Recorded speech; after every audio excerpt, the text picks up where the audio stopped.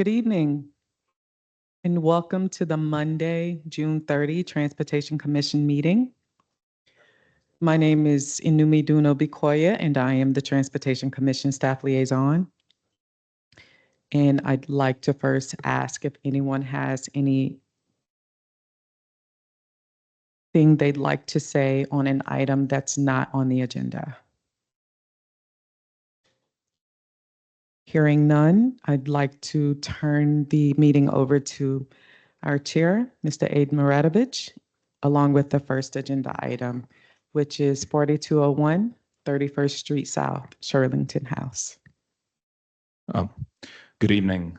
We have a lot of meetings on the agenda tonight, a lot of action items on the agenda tonight. So while I want there to be a substantive discussion, I hope that we don't digress too much and that we stay focused so we can plow through all of these various projects. So with that, let's begin with Shirlington House.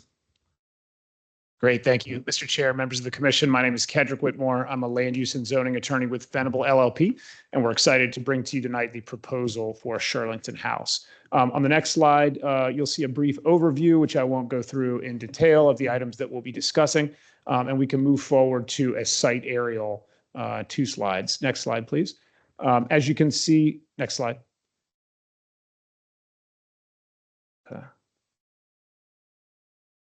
It's like we're having some lag on the slides. Thank you. So as you can see, the existing building is located here. Was constructed in 1963 by right. It is a 10-story building with 436 residential units. It's bounded by 31st Street to the south, and then 395 farther south from there.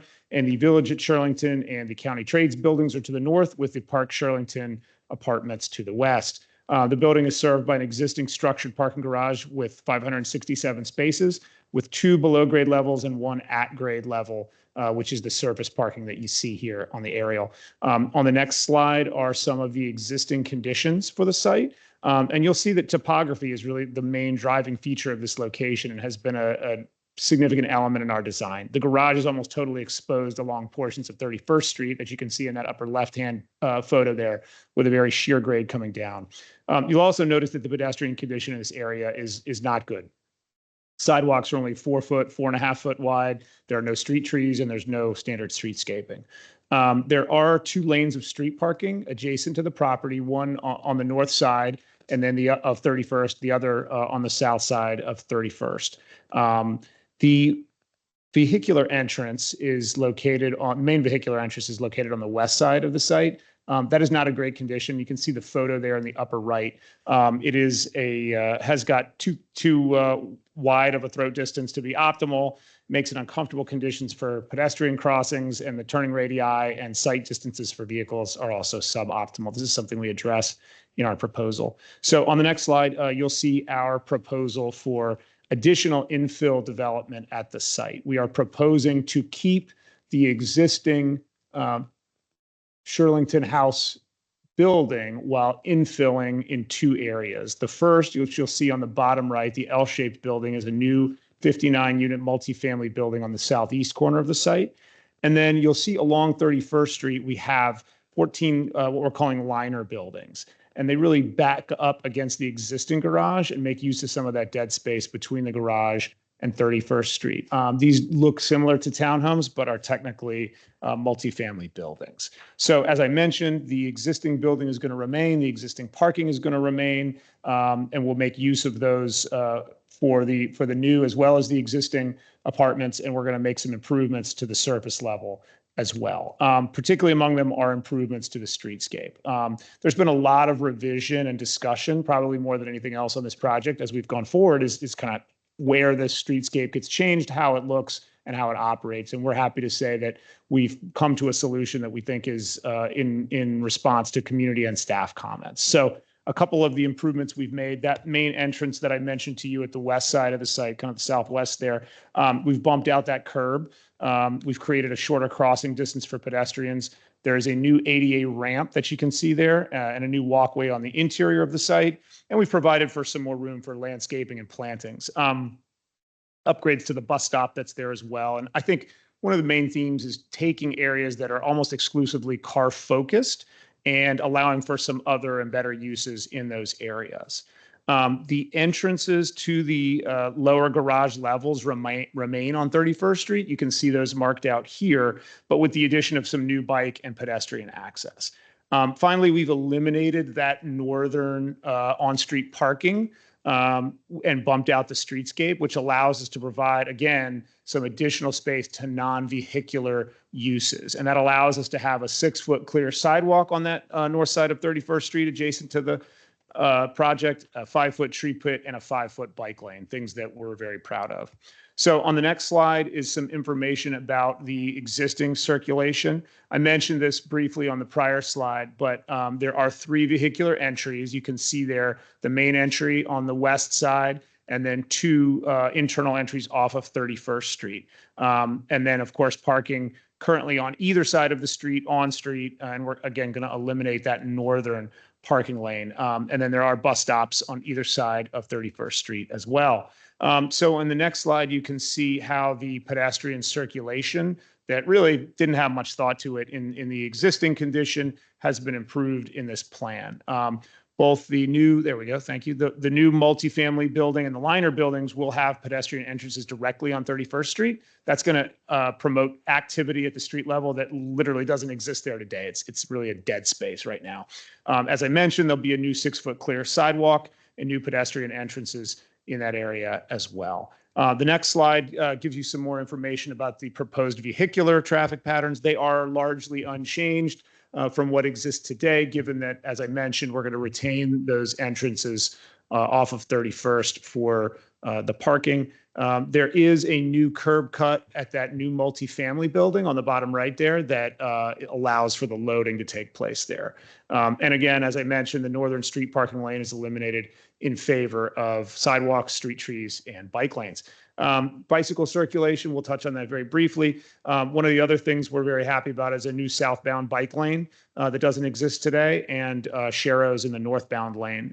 So some nice improvements to bicycle infrastructure that didn't exist previously. The new multifamily building will have a secure bike room, and there will be new and expanded bike rooms in the garage, as well as visitor bike parking available near the lobby and at various points along 31st Street.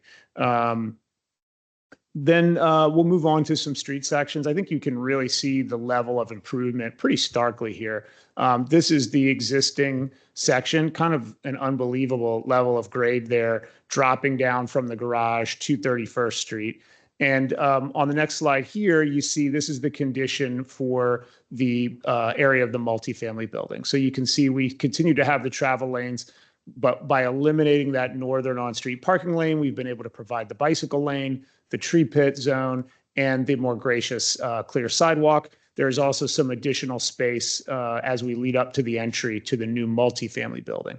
The next slide shows the street section in the area of the liner buildings. Now, this is a little bit different because you can see that those liner buildings really butt right up to the garage there. So we don't have as much of a gracious shy zone between the sidewalk and the building, but we do provide for some buffer. And more importantly, I think we're able to maintain the 6-foot clear sidewalk, the tree pit, and the bike lane as we go across to the left there. So on the next slide, we'll talk a little bit about the parking and how this is going to operate here. I won't dive too far into all of these numbers, but they're here for reference if y'all want to speak about them. I think the upshot is we're keeping the existing garage and therefore not changing dramatically the total number of parking spaces. We're going to restripe, and we're going to actually lose about 3 spaces total. As with many older buildings, a lot of these spaces do not meet the current code requirements for a space. They met whatever the requirement was back in the 60s when this was built, but they are relatively large spaces despite not meeting those. So they are defined as compact as a result of not meeting the total dimension. So you may note that there's a very high compact ratio request, but that's somewhat of an artificial number. It's more a function of the fact that there are some old non-conforming spaces here. And again, we're not touching the garage. We're not demoing, rebuilding, anything like that. We are somewhat underutilized currently. And so there's ample space and ample spaces there for the new residents to use. We're actually still above the by right ratio. We're over 1-to-1 when adding in these new buildings. So we think fits very nicely with the existing parking program. On the next slide here, we have some more information about that existing versus proposed parking. Again, I won't go too far into it. We can certainly revisit that if that makes sense. And with that, I think I'm going to turn it over to Mike Warkowski to discuss the parking in a little greater detail. Great. Thank you very much, Ked. Good evening, everyone. I'm Mike Warkowski. I'm with Wells and Associates. And we prepared the multimodal transportation analysis for the site. I guess we could start off here with parking, one of the elements that was discussed at SPRC. You can see that this slide shows the parking that we will lose on the kind of the north side of 31st Street as part of the redevelopment in order to accommodate the streetscape and the bike lane along that section. So we'll lose about 18 spaces. There's 51 out there now, roughly in that area, and we'll lose 18. So we'll have about 33 spaces plus or minus out there. We prepared a parking occupancy count when we were there. And what you can see up in the top right corner, if you go to the next slide, I think you'll be able to see the area that we counted essentially along the whole frontage that goes from the sort of the southern or western side of the site up to Randolph. And there's about 72 on-street parking spaces in that area. We did a count on a weekday and a Saturday. That parking was, the curb parking was 83% occupied on the weekday, about 60 spaces were occupied. And on the weekend, it was 43 spaces. And these were, if you go to the next slide, you can see the times when we looked at the occupancy counts. So on the left-hand side of the sheet, that's the weekday. So you can see at 6 a.m., that's when 60 spaces were occupied. And then it drops down during the day. It starts to come back up at night. And then on the right-hand side of the page, that's the Saturday count. So this is at 8 in the morning. There were 43 vehicles parked out there. This really, shows that there is additional parking capacity that's on the street out there as well. If you go to the next slide, since we did discuss this at SPRC quite a bit, we had a follow-up occupancy count that we took. And this was, these counts were collected in May.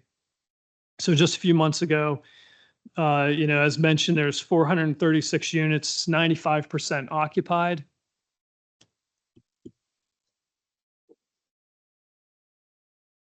So I lost my presentation here. There we go. Okay. So this chart, you could see that we did some follow-up occupancy counts.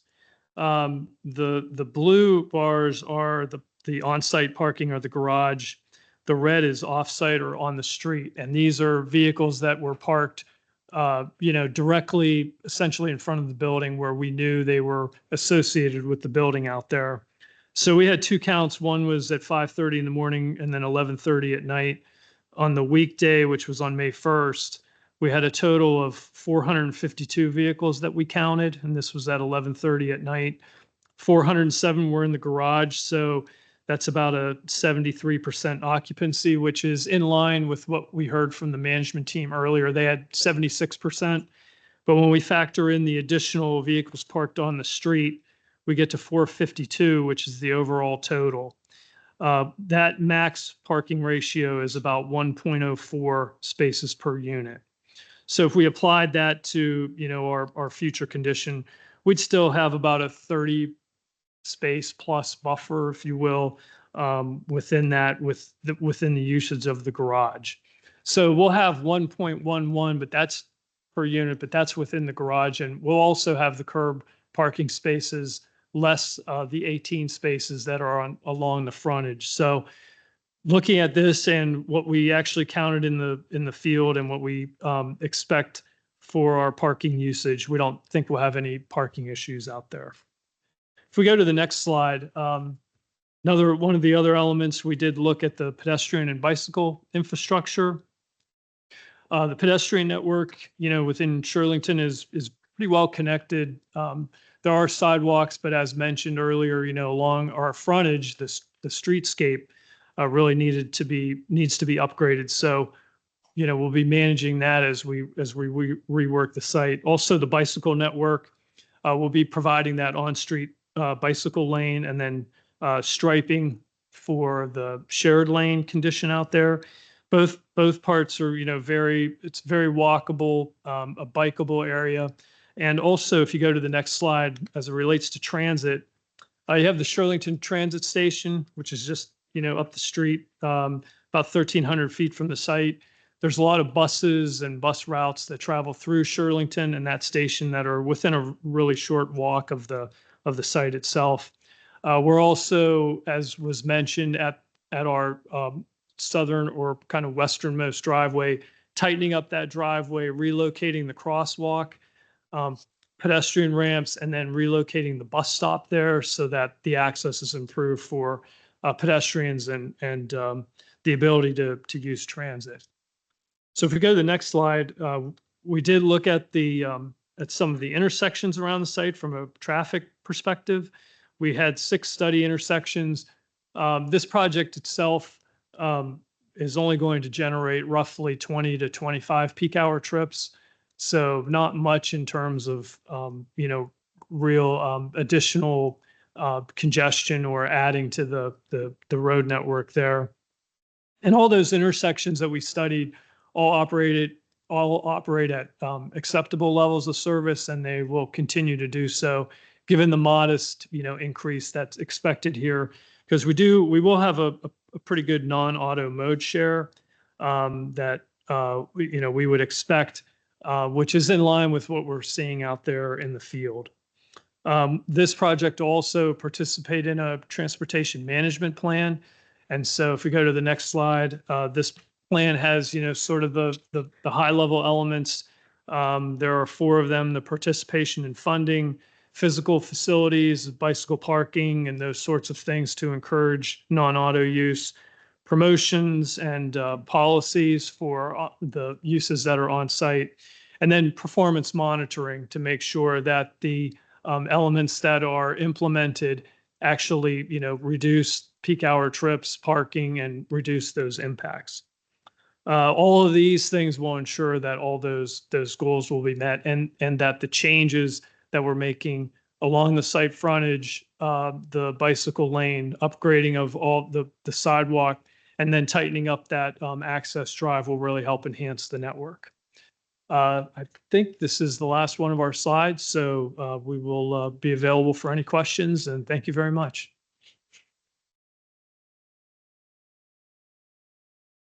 Thank you. Will staff be presenting a report on this? Hello. Yeah, good evening. I'm Sergio Viricochea. I have a presentation as well. Okay.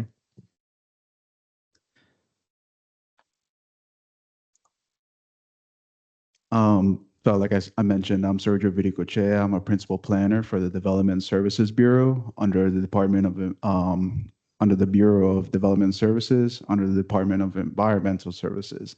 I'll be speaking on the Shirlington House project, a special exception site plan. The subject that we'll cover today is a new site plan to construct a residential building and its residential liner units as well, and the zoning modifications. The site is located in the Shirlington area within the Fairlington Civic Association and directly adjacent to the Shirlington Civic Association. It is primarily zoned as RA 6-15 residential with a GLUP designation of low median residential. Just south of 31st Street, there's a separate parcel zoned RA 14-26. This parcel is not part of the development proposal, and no zoning changes or new construction are planned for that area. I'll keep the existing conditions overview brief, since the applicant just explained some of them, but the site includes a 10-story residential building, which is proposed to remain. It contains approximately 436,000 square feet of gross floor area. There's a 2-level parking garage with a surface lot above, totaling 567 parking spaces. This parking structure will also remain, though some minor modifications are anticipated. The proposed development includes construction of a multifamily building and 7 liner units along 31st Street South. The proposed development will make use of an existing garage and surface lot on the same site currently used by the Shirlington House development, which is to be retained. Changes to the surface lot are proposed to meet current zoning requirements for parking dimensions and accessibility. Meanwhile, changes within the garage will be made to accommodate new facilities, including a bike storage area. The new residential building will rise 7 stories and include 59 dwelling units, while the 7 liner units will include a total of 14 dwelling units. An overall residential parking ratio of 1.11 spaces per unit is proposed. This slide presents a plan view comparison of the existing and proposed conditions. The new liner units and multifamily building are planned as infill development, while the existing 10-story multifamily building will remain unchanged. For 31st Street South, the applicant proposes to standardize the street width to 36 feet along the building frontage. The current width varies between 36 and 46 feet. Travel lanes are proposed to be adjusted to meet county recommended widths. A westbound on-street bike lane is proposed to be striped. On-street parking will be retained only on the south side of 31st Street South. The proposed streetscape improvements include a 5-foot wide landscape zone, 6-foot wide sidewalk, existing curb cuts serving the garage and main site access to the surface lot are proposed to be converted to county standard driveway aprons. The applicant also proposes a 5-foot wide sidewalk along the eastern frontage of the site, adjacent to the private alley that is outside the development's property line. This sidewalk will provide a connection to the amenity space behind the proposed multifamily building, as well as access to an entrance for the existing multifamily building and garage. Moving on to the proposed site access and parking, the applicant proposes to continue using the garage, which currently serves the Shirlington House residents. Access to the garage will remain via 31st Street South, with 1 curb cut leading to the surface lot above the garage and 2 curb cuts providing access to garage levels 1 and 2. To support new pedestrian entrances at the garage, which are not currently in place, the applicant is proposing to remove 3 parking spaces from the existing supply. With the addition of the new residential units, the overall parking ratio would shift to 1.11 spaces per unit. This plan also includes new bicycle parking consisting of 40 new bike spaces in total, 32 secure indoor spaces, and 8 on-street spaces. For a breakdown of the bike spaces, 22 secure spaces will be in the multifamily building, 10 will be in the existing garage level G1, and then there will be 8 on-street spaces along 31st Street South. In addition to the proposed streetscape and roadway improvements and the standard 4.1 site plan contributions, the development will be LEED Gold certified and will include on-site affordable dwelling units. Here's a summary of some of the proposed zoning modifications, which include several parking-related requests, as well as a request for additional density. It should be noted that many of the modifications stem from the applicant's intent to retain the existing garage layout, including current number of spaces, drive aisles, and compact spaces. In terms of schedule, this project has recently completed a SBRC meeting and is now on schedule for commission meetings with the county board meeting targeting July. Here's a list of the upcoming commission meetings this project will be presented at. Lastly, the county staff recommend to adopt this site plan to permit construction of residential units with modifications to zoning standards. Here's my contact info and information, as well as my real estate and CPHD colleagues' info. Thank you. All right, thank you.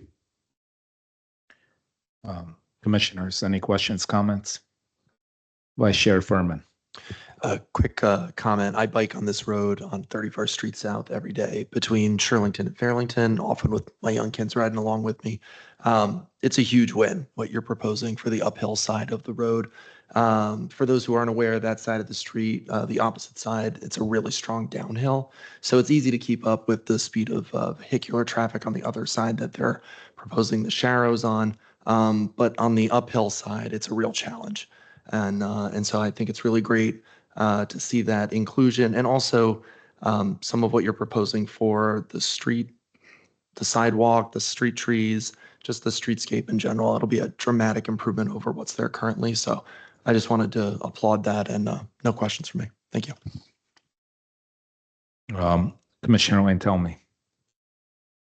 I just want to confirm that these will all be rental units to the applicant. That is the plan at this point, although the entitlement doesn't specify one way or the other, but the plan is that they will be Okay. rental, yes. And the current tenants, is their parking separate, charged separately from their units? Yes. Okay, great. I think overall this is a brilliant project. So, it's like, this is wonderful. The parking that we're losing on the street, I know there were a number of community comments concerning that. So I'm glad to see the analysis of its use both during the evening and during the day. That gives me a lot more comfort about losing some of those spaces. I'm presuming that most of those spaces are actually used by people in Fairlington rather than from this building, given how much parking there is for this building. Is that a fair assumption? Yeah, I would think so. I think there, you could see how it dips down during the day. So I think when, it gets used by others in the whole Fairlington area and parts of Shirlington itself. So I think it's really at night, late at night, when you can see when it comes back up. That was the most concern people had from the apartments that are up the hill, that Yeah. they would use it because they may be underparked up there, given how old those buildings are. But again, I think that this is a good trade-off. I think the bike lane, it will be used and is necessary, and the sidewalks definitely need improving. When I walk the site, it's pretty clear that it's not a comfortable walk. And improving the entrance, that was one of the first things I saw at the entrance to the existing building. That's great to make it attractive to walk on and safe to walk on rather than the way it is right now. So again, thank you for doing that. Commissioner Theo. Yes, hello. Great project. I'm always a fan of new additional housing, especially using infill spaces that are currently underused in the county. So like the project, thank you. A couple of questions. With the would the existing garage accommodations be able to accommodate the new multifamily east building as far as the new loading dock curb cut that's proposed? Simply because that is the side of the street with the proposed protected or the proposed bike lane. With anybody cycling along that, just the opportunity to reduce as many curb cuts and conflict points as possible would be great. I know there's the two existing garage entrances and the driveway to the surface parking lot for the multifamily building, the existing multifamily. But I'm hoping that there might be some way to eliminate that fourth proposed cutout, especially since along that stretch, if we're including the alleyway, that would be what, 5 potential conflict points along that stretch of road, which I think is quite a bit. So if there's any opportunity, I know it's a loading dock, or it's designated as a loading dock, correct? And not necessarily resident parking. Correct. That is for loading specifically, and your point is well taken. I mean, we certainly looked throughout this to look to reduce or at least not increase any of those conflict points across the way, which is why we didn't add any for the garages. Unfortunately, we did need to locate this loading dock here because of its location compared to the existing. It wasn't really feasible to use the existing loading dock in the existing Shirlington House building for this area. But you are correct that it's loading, not parking. So we anticipate there to be far less frequent use of it than you would see in the daily in and out of a regular garage entrance. The loading dock then for that multifamily east building that would be, I assume, for residents moving in and out, furniture, et cetera. Also garage and recycling service, garbage and recycling services, or? I think, yes, that's right. The existing is also the location for the trash pickup as well. So I guess because of the trash specifically, it would not be feasible to make use of the alleyway that would be adjacent as a loading area. Because if it was just for furniture and residents, I could imagine being able to make use of the alleyway. But I guess since it's garbage, then you would need to have something that actually or moves into the building, correct? Into the space. It's a combination of that and also the locations, right? And it's a big site. It's an 8-acre site. And so we do need to have some loading closer to the area of the new multifamily as well. I guess failing, or I guess needing that fourth curb cut, then will there be lots of signage, line of sight visibility for vehicles entering and exiting that multifamily east building, the garbage trucks and other vehicles loading and offloading, as well as any vehicles coming around that corner, that curve? What will visibility be like to reduce at least that conflict point? Sure. Great question. As there is a curve there, we're going to improve it with standard signage, marking it as loading, marking it as such, and also mirrors and other mitigations to ensure that folks using it understand and can see traffic, whether that's vehicular, pedestrian, or bicycle, and vice versa. I don't know, Mike, if there's anything to add to that. The only thing I would add is there's no curb parking on either side of it. So if you're coming out and looking to your left, there wouldn't be a parked car that you'd have to see around. The bike lane will be there, so you'll have a direct line of sight to it, I would think, right there. Good. One other question. Since on-street parking will be eliminated from the north side, the south side will remain with the reduction of one parking space for the bus stop, correct? Yes. With that in mind, I can imagine anybody that is parking on that south side still, on the south side of the street, and their destination is, say, the multifamily east building or the townhouse style infill. Right now, as per the designs, there's only the crosswalk back by back by the surface level, the surface level driveway entrance. Is there opportunity, I guess this is a question for staff mostly, an opportunity for a mid-block crosswalk that would be closer to the new multifamily east building? Simply because I cannot imagine anybody that would be parking on the south side of 31st Street backtracking or, having the destination of the multifamily east or those townhouse style homes backtracking to cross and then go up 31st Street again. So is there opportunity for mid-block crosswalk? It would have to be assessed, and I guess it has to meet certain warrants for a mid-block crossing to be just implemented along 31st Street. On the screen right now, I have what the applicant is improving in terms of the crossing. The crossing is being shifted closer to the main access point that serves the surface lot, just to be more uniform to a standard intersection. In existing conditions, it's a little further east where it could cause complications with turning movements outside of the primary entrance. But yet again, yes, a mid-block crossing wasn't proposed. There's certain warrants and studies that has to go through. I think it's a valid point, but there are improvements to the current crosswalk that are being proposed by the applicant today. And then in terms of the site distance, I think applicant did do some plan sheets for site distance. That was one of staff's concerns initially regarding access outside of the garage or access via the primary entrance. So I'm glad you brought that up because we did do the applicant did do some sites distance analysis already. And maybe that's already in the plan sheets that are on the website. Well, if my fellow commissioners also agreed about the mid-block crosswalk, then I would like to see that passed along to to staff and to DES for consideration. I have a question for staff, most likely. The current width of the westbound lane is 12.8 feet, which is wider than a highway lane. And you have a unprotected bike lane of 5 feet, so it's going to feel like even wider with the removed parking. Have you thought of putting a protected bike lane there for the cyclists going uphill?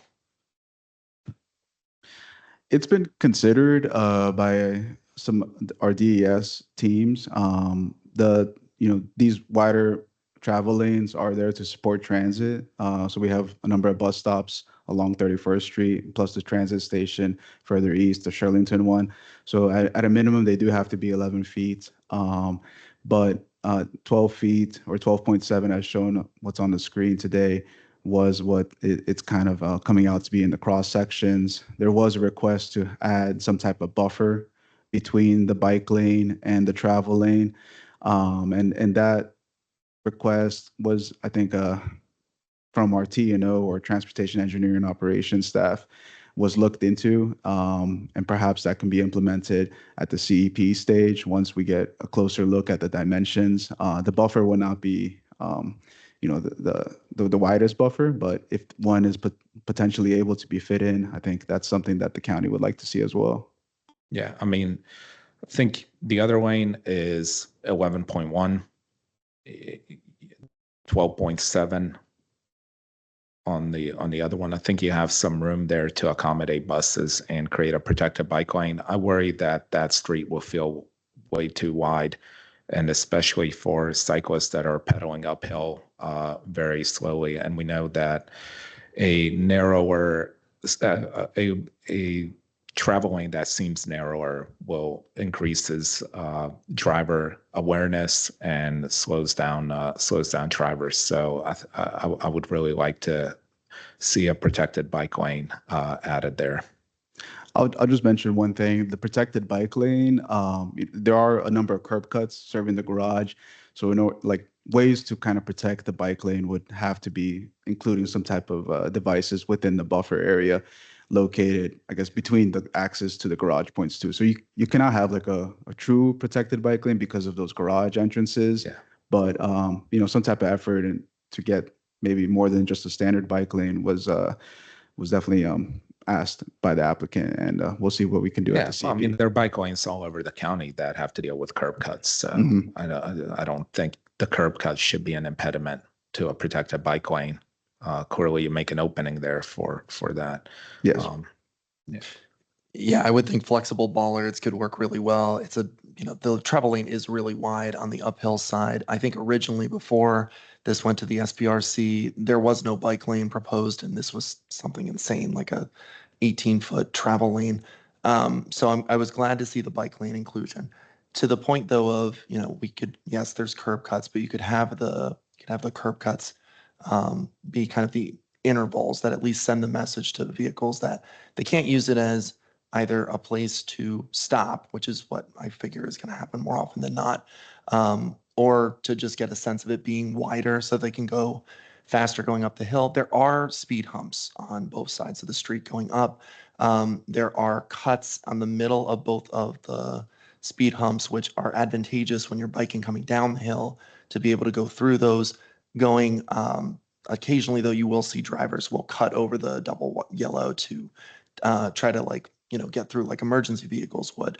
I see buses do it occasionally sometimes as well.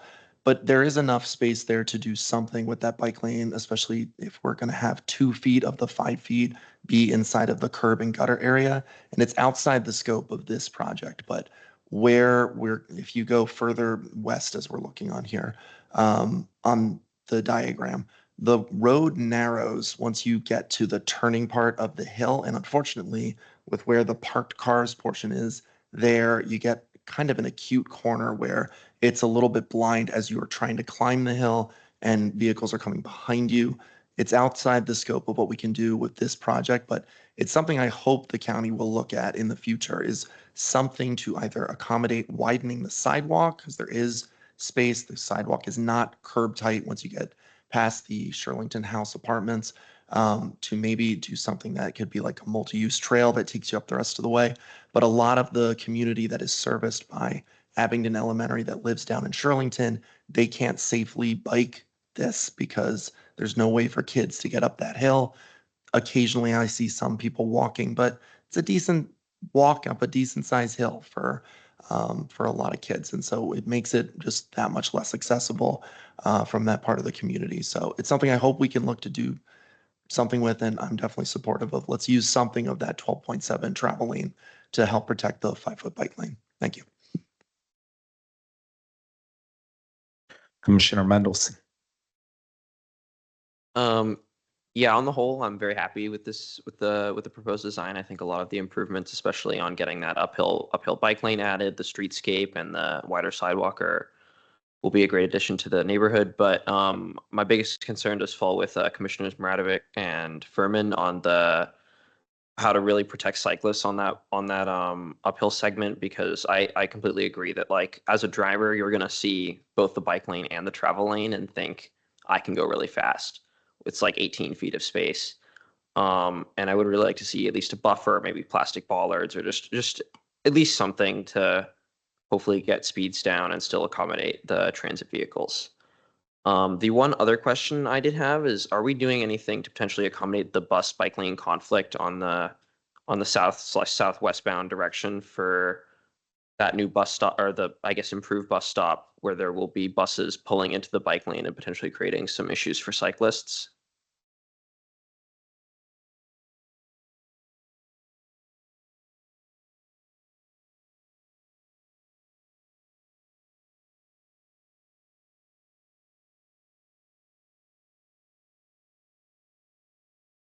Hi, Karen White at Walter Phillips. That area, we got some comments from staff about how that area will kind of function with the bike lane and the bus. We have not worked that out yet. That's something we plan to do at CEP, but we are aware that we need to work on that intersection with staff and the striping and figure out how that's going to function. Yeah, I would just add in that some of the common treatments are conflict markings. So maybe what you see in other areas of the county, there's green skips that you notify cyclists that some type of conflict is in the area, either with a bus or a curb cut. I would, suggest that to the applicant too. Okay. Yeah, I mean, I will say, even like as a cyclist, those green curb cuts can still kind of be rough, because then you're basically forced into traffic when the bus is stopping, and buses will be pretty frequent on this corridor, especially during peak times. So as you guys get through that process, it'd be great to see if you guys could look at some kind of treatment to hopefully minimize that conflict or prevent it, even if possible. Thank you.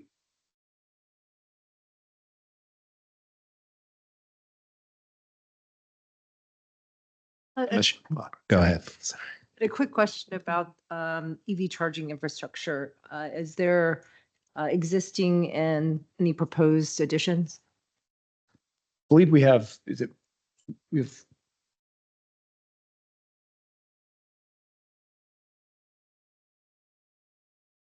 me 1 second to check. But Six existing, I believe. Thanks, Michael. That's Michael Eastwood with Snell. But a big part of the proposal here and why it works is leaving the infrastructure in place. And so that's why we haven't proposed anything additional, because we're not making any real changes to the interior of the garage or the electrical capacity of the garage. But you are adding more resident. I would encourage you to consider to still evaluate and see if there is a need for additional charging infrastructure. I'm curious if it's being utilized and if additional capacity is needed. Absolutely. Thank you. Anyone else? Commissioner Theo. Just a quick question about the construction itself.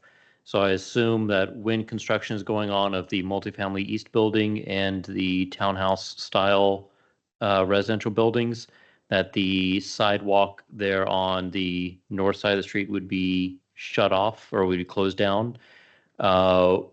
What pedestrian accommodations would be made while that construction is going on? I know this is probably a question mostly for staff, since there are regulations that manage that pedestrian access and closing of sidewalks while construction is going on. But I hope that it doesn't mean that all pedestrians would be expected to cross the street to the other side for pedestrian access, though. Yeah, thank you for that question. We do have conditions related to maintenance of traffic plans, and a 5-foot wide sidewalk path is typically what's required under construction scenarios. 31st Street South, though we haven't taken a close look at the impacts of the construction to that roadway, some type of 5-foot wide sidewalk would be expected. And there's also room for type of techniques to have safe crossings as well. The applicant could implement a temporary crossing to the other side if there really is some type of safety risk that a pedestrian can't walk along the north side. Thank you. I just said that because I've noticed over the past couple of years a lot of development projects that have come before the commission. Staff has assured that there would be accommodations for pedestrians while construction is going on.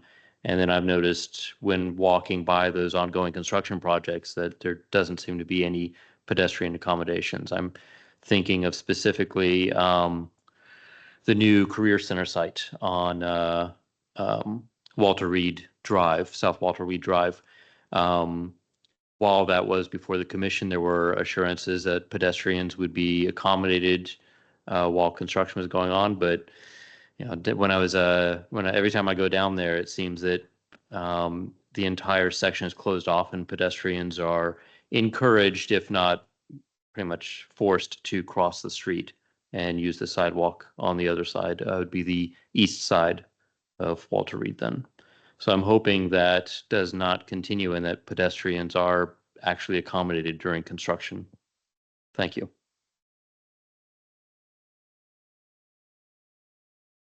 All right. Any more questions, comments? All right, then I move that we vote on the proposed motion. And I'm reading from the staff report, so I assume that's the correct one. Can I get a second for that? Seconded. Great. I'll read out the motion.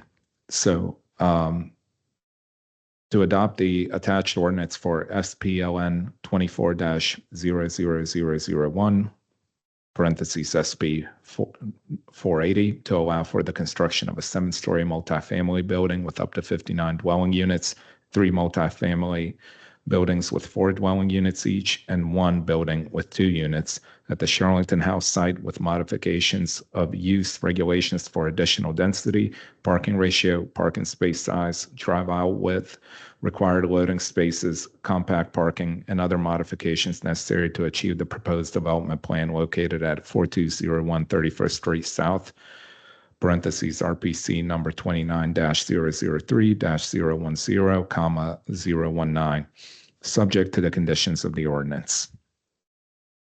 Any discussion? No. All right, then let's vote. Let me pull up my spreadsheet. Just a minute.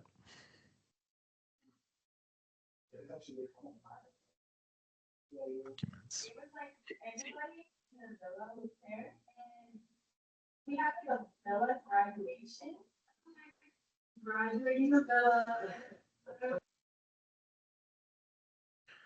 All right. Commissioner Coleman.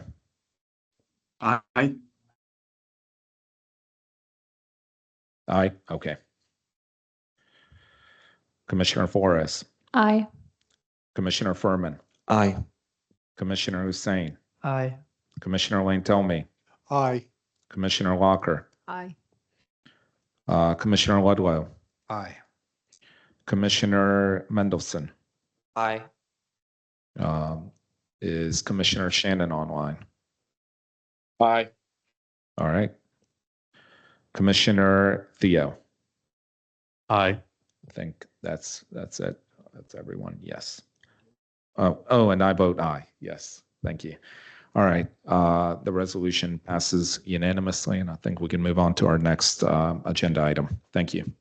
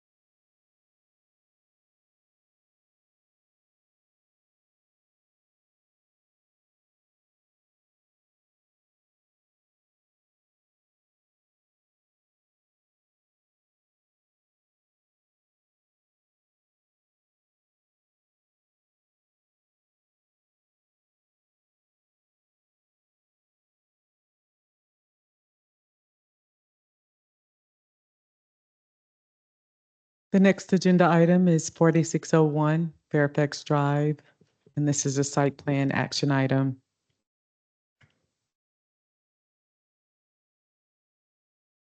Well, good evening, everybody. Matt Roberts with the Hirschler Law Firm. If you'll give us 1 second to load up here.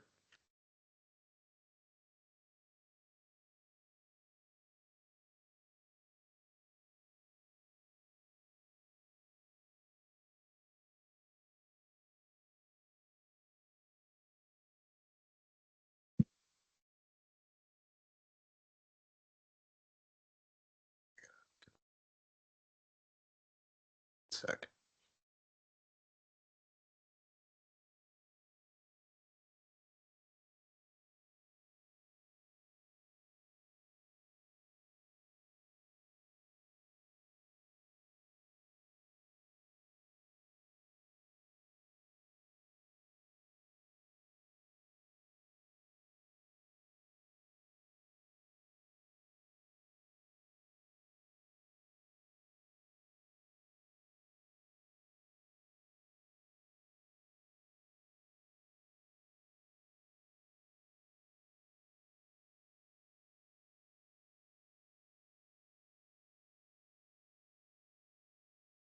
Apologies with all the VPN requirements these days. It takes an extra second here.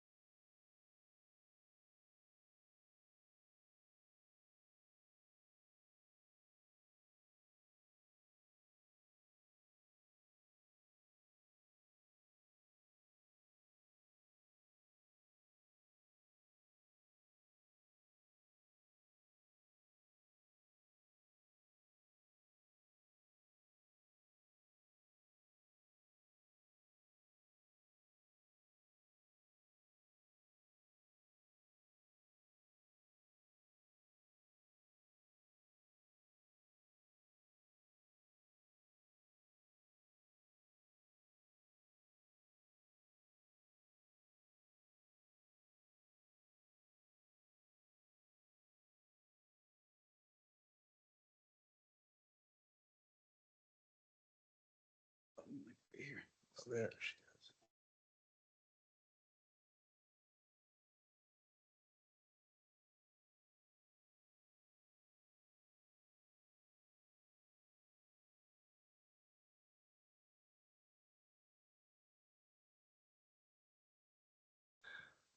All right, let's see if we can get this to work.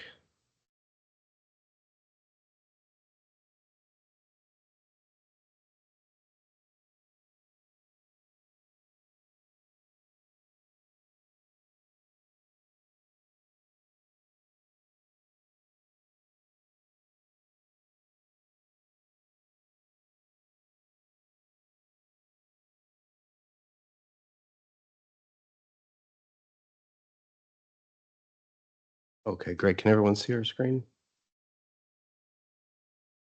Never seen it on one. There we go. Perfect. All right. Well, thank you for bearing with us. Good evening again. I'm Matt Roberts with the Herschel Law Firm on behalf of Penzance, here tonight to present on the Ballston One Apartments project. So just very quickly for everybody, I want to make sure that we can give some background and site context here to start. Initially, it's important to understand where we're talking about. You've probably passed this building any number of times. Sergio, I'm sorry, I'm not seeing it changing on the screen there.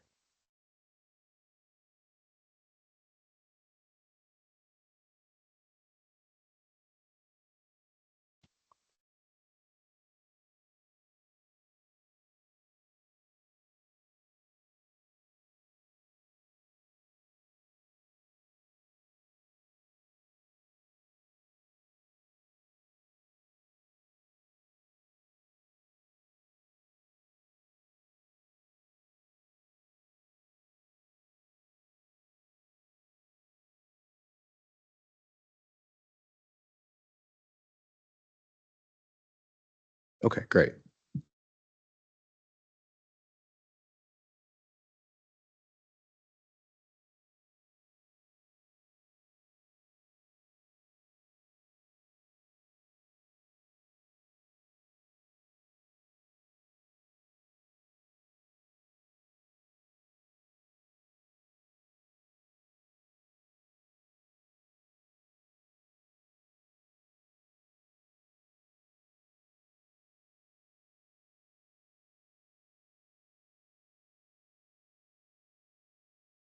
All right, well, perfect. So third time's the charm, I hope.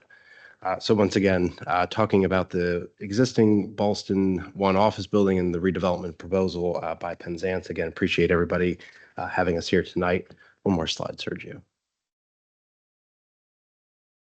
There we go. Just for some background and context, again, you've probably passed this site any number of times on your trips in and out of the county, but we're talking about the site at 4601 North Fairfax Drive, sitting right at the intersection of North Wakefield Street and Fairfax Drive, just north of the Ballston Holiday Inn project. The existing site is an aging office building built in the 1980s under a very early site plan in the county. And like so many other projects in the county that are starting to come to the end of their useful life, has a number of tenants that are coming off the rent roll in the next couple of years. We felt this was a good opportunity to pivot to something more useful for the county and for the property. What we're proposing now with this project overall is a 328-unit multifamily residential apartment building. It's going to be a 7-story structure, but a big part of this application, as you'll see, is the retention of the underground garage and the adaptive reuse of that element of the building. Next slide, please, Sergio. Thank you. So just to walk you around the site real quick, again, you've probably seen this a number of times, but the existing office that's out there today is a large, 12-story structure, monolithic architecture. It doesn't have any relevant urban form for a modern Ballston. As you can see, set back quite a ways from the sidewalks. And certainly the pedestrian realm, the bicycle realm, that shared use path on North Fairfax Drive leaves quite a lot to be desired. The trees are on the wrong side of the street. There's a number of obstructions in that shared use path. And so we think there's a real opportunity there to do something great with this application. I mentioned that we'll be retaining the underground garage, and I point that out because in the lower two images, you can see what looks to be a retaining wall structure coming out of the ground there. That's actually the top of the garage, and so it's a structural element that cannot be removed. It provides a little bit of a challenge for what we can do on Fairfax Drive, but ultimately, we think we've done something successful with that, as you'll see in a couple slides. Next slide, please, Sergio. Just to take you around to Wakefield Street and the service drive, again, the same sort of elements that are out there today on Fairfax continue onto Wakefield with the addition of an extraordinarily large curb cut to get into the existing office building. As you transition down the service drive, which is a private street, really there's nothing to draw folks down to the wetland park or the wetland park trail, which, as you can see in the lower right-hand image, is directly adjacent to the site. And frankly, there's nothing really connecting the site to that great amenity, either for folks in the office building or county residents at large. Next slide, please. So we've done quite a lot of work on the architecture for this building to really try and make it much more relatable to the pedestrian realm. We'll walk you through that real quick. Next slide, please, Sergio. So we've done quite a lot of work through the SPRC process and working with staff on the architecture of the building, and for this commission, specifically how it relates to the transportation network and the pedestrian realm. As you can see in this image, you know, what we've designed here is effectively a gateway entrance, both in terms of the architecture for the building, but I think more importantly for tonight, what we're doing at the ground level and what the Ballston sector plan calls for in this area is that gateway experience. And so at the ground level, what we've tried to do here is reorient that shared use path so that the trees are going to be on the correct side of the street, providing some pedestrian safety and bicyclist safety. We intend to redo that entire path to be a 12-foot wide shared use path. And then ultimately up against the back of the building there where the retaining wall structure starts to provide a little bit of restriction, we'll be providing a lot of great at-grade landscaping and things such as that to really enhance what's going on, you know, adjacent to the wetland park and really enhance the experience along Fairfax Drive.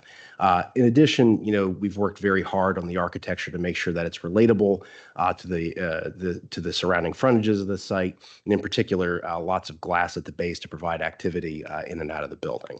Next slide, please. Going up to the corner now, you can see what we've done here to, again, enhance that shared use path.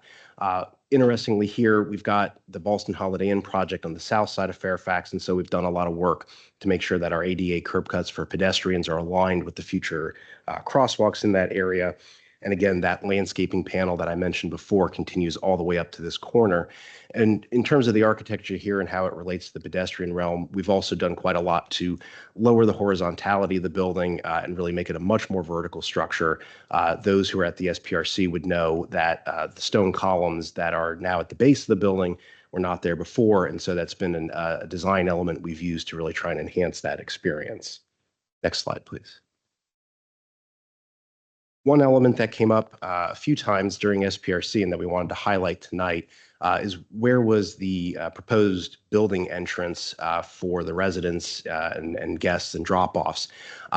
What we want to make clear in this slide is that, you know, we are not placing that building entrance directly at the corner of Fairfax and Wakefield, where all the traffic kind of converges between the pedestrian, bicyclist, and vehicular realm.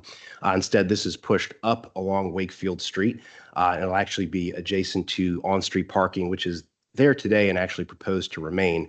We're planning to work with staff on marking some of those spaces there, especially next to the entrance, so that they are short-term parking for things such as drop-offs like the Uber driver, Amazon, things such as that.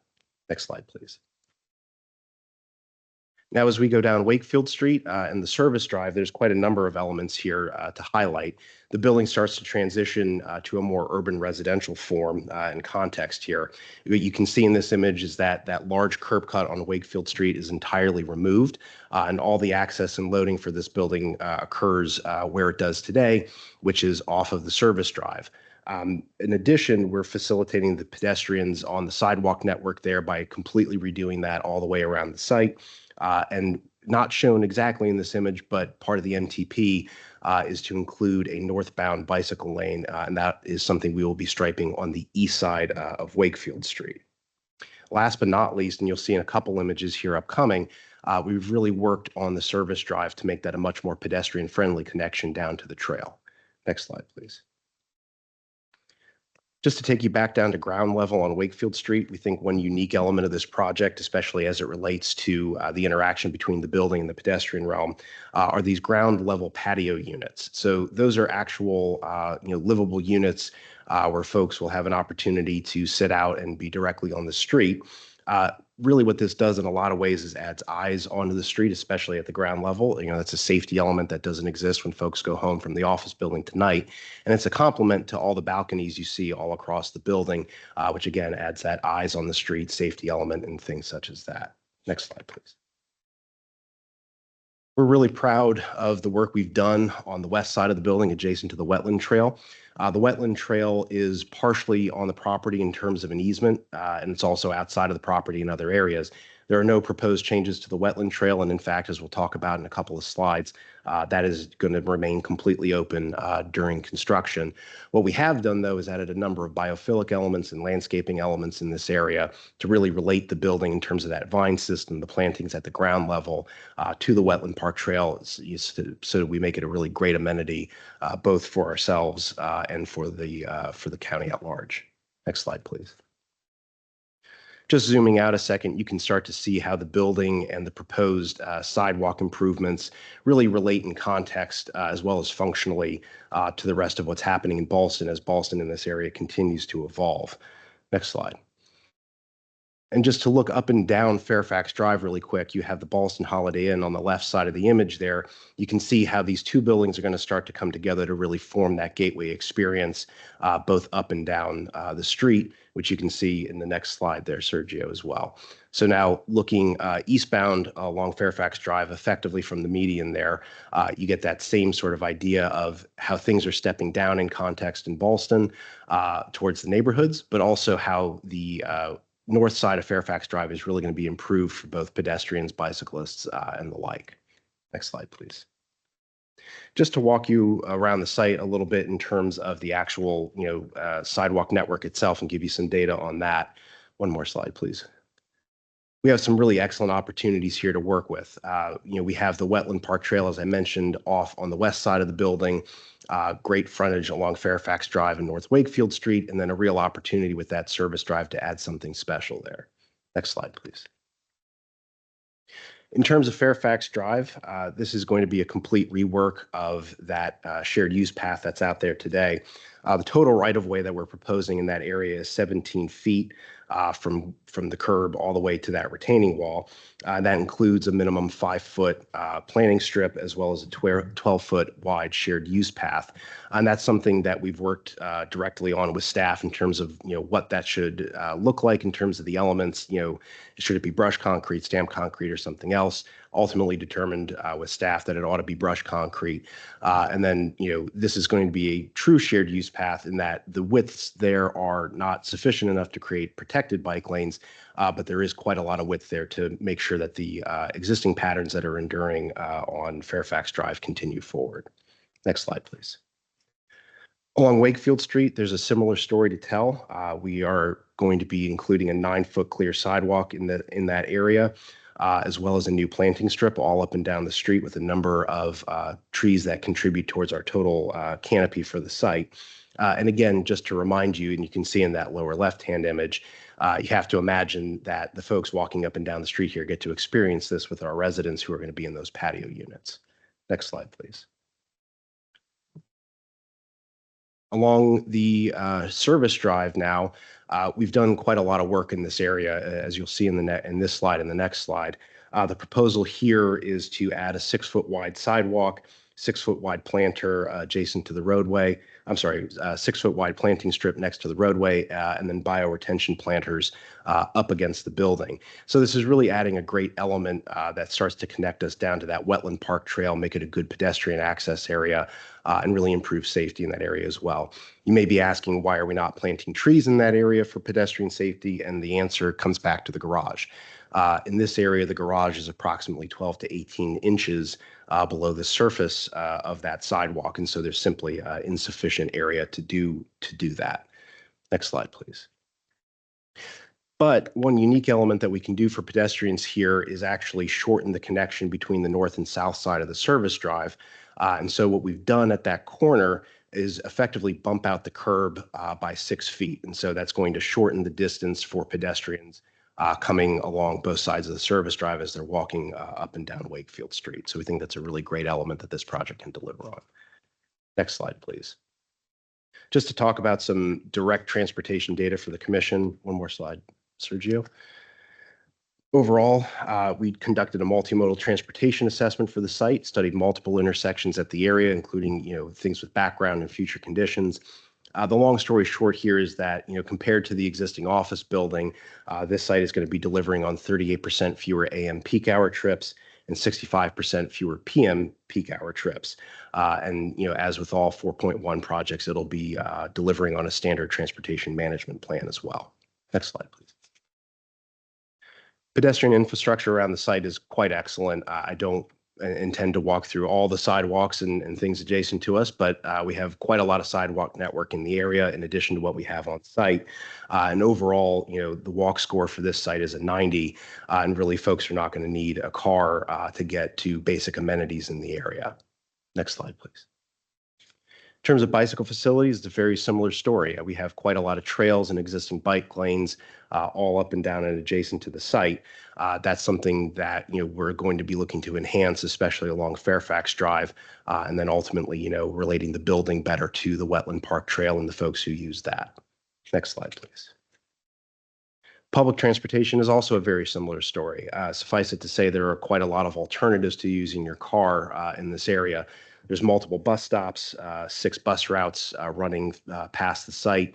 We have great adjacency to the existing Ballston Metro entrance, and will be quite a lot closer to the future entrance when that gets up and running. And then in terms of capital bike share, there's multiple docks within walking distance of the site. Next slide, please. In terms of the on-site things that we'll be doing, we are providing sufficient bicycle parking in the form of 132 long-term bike spaces. That's about 2/3 in the garage and about 1/3 more or less at the ground level, with an additional 8 short-term bicycle parking spaces proposed along Wakefield Street. Next slide. In terms of site circulation, I mentioned earlier, the existing pattern is basically set to continue. The existing garage entrance sits off the service drive as well as the loading. That's proposed to remain in the future condition. In total, though, we'll be proposing 228 below-grade parking spaces. That's a combination of short-term and visitor and residential parking. And we're also retaining about 107 flexible use spaces.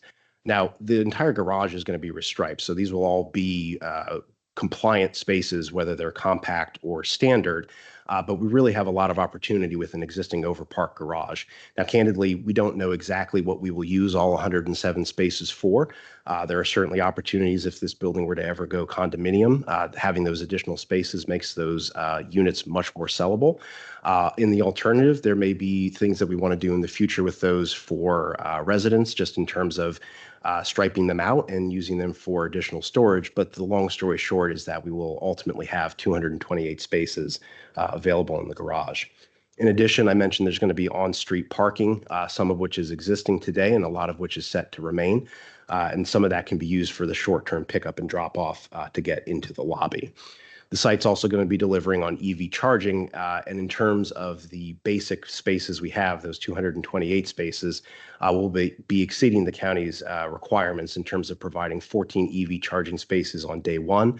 That's 6% provided as opposed to 4% required, and we'll be adding an additional 51 EV-ready spaces, which gets us up to 22 or 23%, depending on which way you're rounding.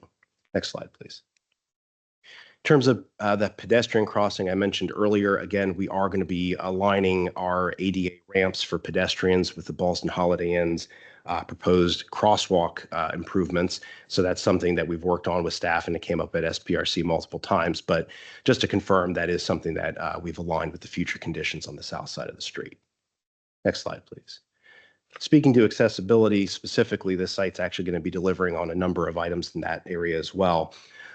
We've already mentioned the multiple sidewalk and pedestrian crossing improvements.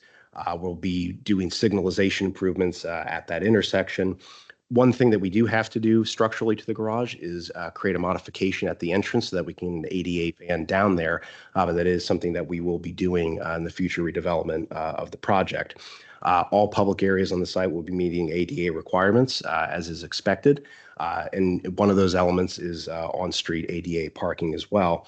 And then, as I mentioned earlier, that main entrance is offset from the main intersection. It'll have auto operators on the doors, and that's a great opportunity to take folks away from the traffic where it's all kind of converging again at the intersection, especially folks who have disabilities. Next slide, please. As with any project, we'll be delivering on various community benefits. That includes both the creation of the gateway into Ballston in this area as called for in the Ballston sector plan. As I mentioned earlier, we'll be completely redoing the shared use path so that it kind of meets its full potential. Again, one big element on a number of levels for us is the adaptive reuse of that existing underground garage, which is very much in line with the county's environmental goals, CMRI policy, and the like. And again, last but not least on this list for this commission would be the enhanced biophilia along the Wetland Park Trail to really enhance the experience for pedestrians and bicyclists in that area. Next slide, please. Last two things I'd highlight for you is in terms of the future construction. So certainly with this site, we have limited frontage. We really have three areas we could go, and one of them is completely restricted, which is Fairfax Drive. So there's no loading for construction vehicles proposed off of that frontage.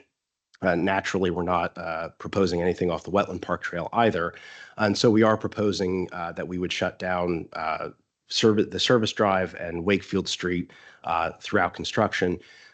That being said, the entire east side of Wakefield Street has been built out with the Marymount project. There's sufficient sidewalk in that area. As you can see in the image, the number 5 highlighted above, there's an opportunity to also stripe a temporary crosswalk for pedestrian safety in that area to get back to the opposite side of the street. In terms of Fairfax Drive itself, we've committed to keeping a 5-foot section of that open throughout the construction process. That is, just very clearly due to the fact that Fairfax Drive is so heavily trafficked. But at some point, there has to be an opportunity to construct on that side of the building, as well as ultimately redo the shared use path. The Wetland Park Trail is going to stay open throughout construction.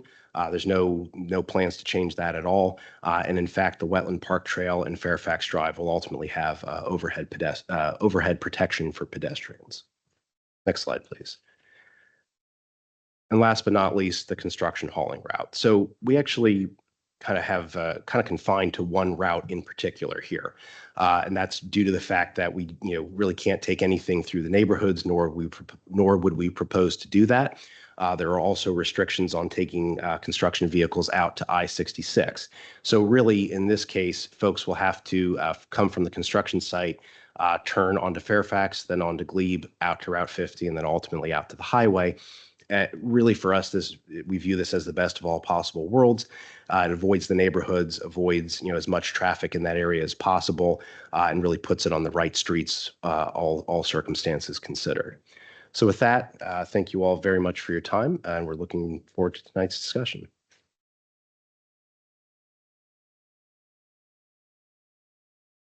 Thank you. If the staff is ready to present, please go ahead.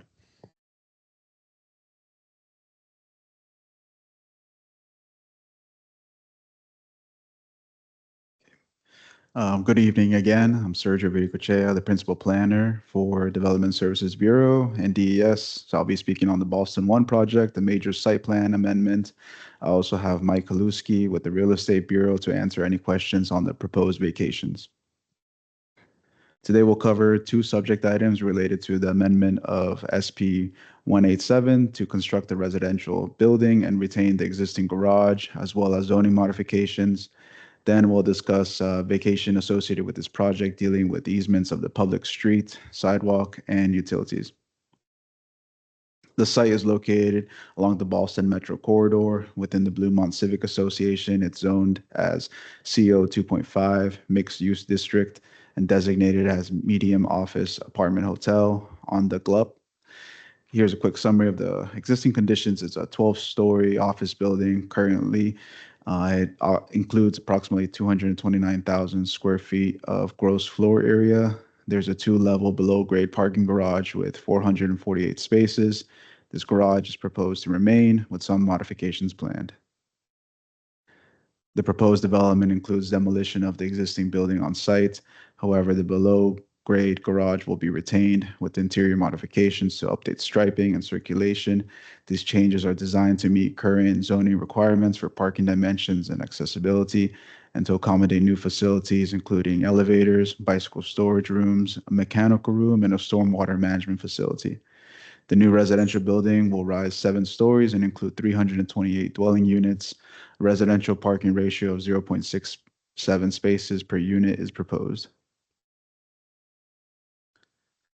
Let's take a look at the proposed streetscape improvements along Fairfax Drive. As shown on the slide, the applicant proposes a 12-foot wide shared use path and a 5-foot wide tree zone adjacent to the curb. Behind the path, there's an existing 18-inch concrete wall to remain and an additional 13 feet to the building face. No changes are proposed to the street width for Fairfax Drive, the lanes, or overall configuration. VDOT approval is required for any frontage changes. Next is Wakefield Street. As shown on this slide, the applicant proposes an 8-foot wide sidewalk, a 5-foot wide tree zone. While no changes are proposed for the overall street width, the applicant is proposing a new northbound 6-foot wide bike lane per recommendations of the Bike MTP, and travel lane widths will be narrowed to county standard recommended widths. Lastly, the applicant is proposing the closure of an existing curb cut along North Wakefield Street that will create additional on-street parking spaces on the west side. For the private street, the applicant proposes a 7-foot wide landscape zone against the building, a 6-foot wide sidewalk, and an additional 6-foot wide landscape zone. The existing garage extends into the private street, as the applicant mentioned, limiting the potential for some plantings in the landscape area. Changes to the overall street width have been proposed for a curb-to-curb width of 42 feet. Travel lanes have been narrowed as well, and the overall configuration of the street has been maintained as it exists today. The applicant will formalize the trash and loading bay curbs into designated driveway aprons, keeping the garage access curb cut generally in its same location as it exists today. Lastly, the applicant is proposing a curb extension at the intersection of the private street and North Wakefield Street to provide for a shorter pedestrian crossing. In terms of site access, parking is provided in the existing 2-level underground garage, access from the private street on the north side of the site. Loading and trash will remain in their current location along the private street with 2 designated bays. The applicant proposes to upgrade the existing curb cuts for loading and trash bays into county standard driveway aprons, which provide for the sidewalk along the private street to maintain at a level surface. No changes are proposed to the existing garage access. Lastly, an existing driveway on the north Wakefield Street will be removed to improve access management and provide more on-street parking, as I mentioned before. Here's a graphic of the portion to be vacated along North Wakefield Street. It's approximately 4,112 square feet. New easements required for the project will be dedicated as part of the site plan process.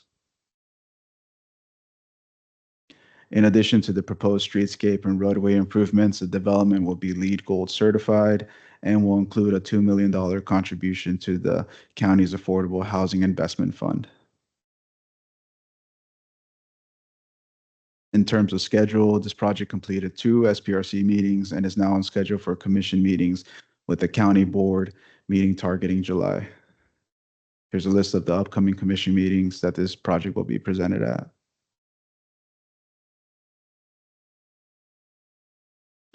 Lastly, county staff recommend to adopt the site plan amendment to permit the construction of residential units with modifications to zoning standards.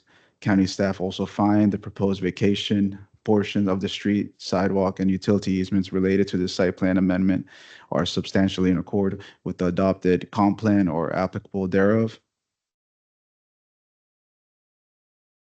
Here's my contact information as well as my real estate and CPHD colleagues' information. Thank you. Thank you. Commissioner Flores, you were on the SBRC for the site, so I'll begin with you. Yes. First and foremost, I just want to say kudos for retaining the existing underground structure. The amount of emissions that will save really impressed me, and I think it's a really good use of creative thinking to transform our county into a forward-thinking place. That being said, I do wish the building was a little bit higher, but I understand why you can't, because if you want to keep the structure, you have to keep it at a height that the structure can handle. I really appreciate the curb extension on the private street. That's definitely going to, I believe, help with traffic flow and with pedestrian access. If you don't mind, refresh my memory. Will there be any electric bike charging access in the secure biking? So at present, that's not something we've committed to in the conditions. It's certainly an amenity that we'd be exploring closer to lease up and marketing for the building. But at present, there's no design for that immediately in the plans. Okay. Would it be difficult to pivot and kind of make that change? No, we're just talking standard outlets. We would probably do something universal so that we're not committing to one technology that can only accommodate certain vehicles or bikes. But given the load capacity we've requested, we could add some in that room, and we've already started thinking about it. So Gotcha. it shouldn't be an issue. And similar question for electric vehicles. How many electric vehicle spaces will be included in the plans, and how many are slotted for kind of transitional in the future? Yeah, I believe the number is 14 and 51 respectively. So I believe it's 14 day one and 51 total.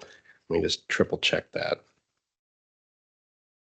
While you're checking, my two biggest concerns about this project is I definitely would have preferred and would like to still push for a protected bike lane. The fact that there isn't one does concern me. And then the other major concern I have is street narrowing and more of a VDOT issue. So we all. And sorry, Commissioner Flores, the protected bike lane, that'd be on the one on Wakefield? Mm-hmm. Okay. Yep. I'd like to go off what Commissioner Flores said about the VDOT and the width of these lanes, one of them being wider than 14 feet. Has the county engaged VDOT on the possibility of narrowing these? Because you go from a highway into a very urban environment pretty quickly, and having a 14-foot travel lane is kind of inconsistent with what we're trying to do down there in terms of adding another metro entrance. So what has the county done to engage with VDOT on this, and what has been the response? We've asked the applicant to coordinate plans with VDOT. And like I mentioned before, any frontage improvements along Fairfax Drive are based upon VDOT approval. What's on the screen right now is a signage and marking plan for the Holiday Inn project, which is already in the civil engineering plan stages. What's kind of hard to see from the street sections is just east of Wakefield Street, that 14-foot lane does reduce in width because of an on-street bike lane that appears.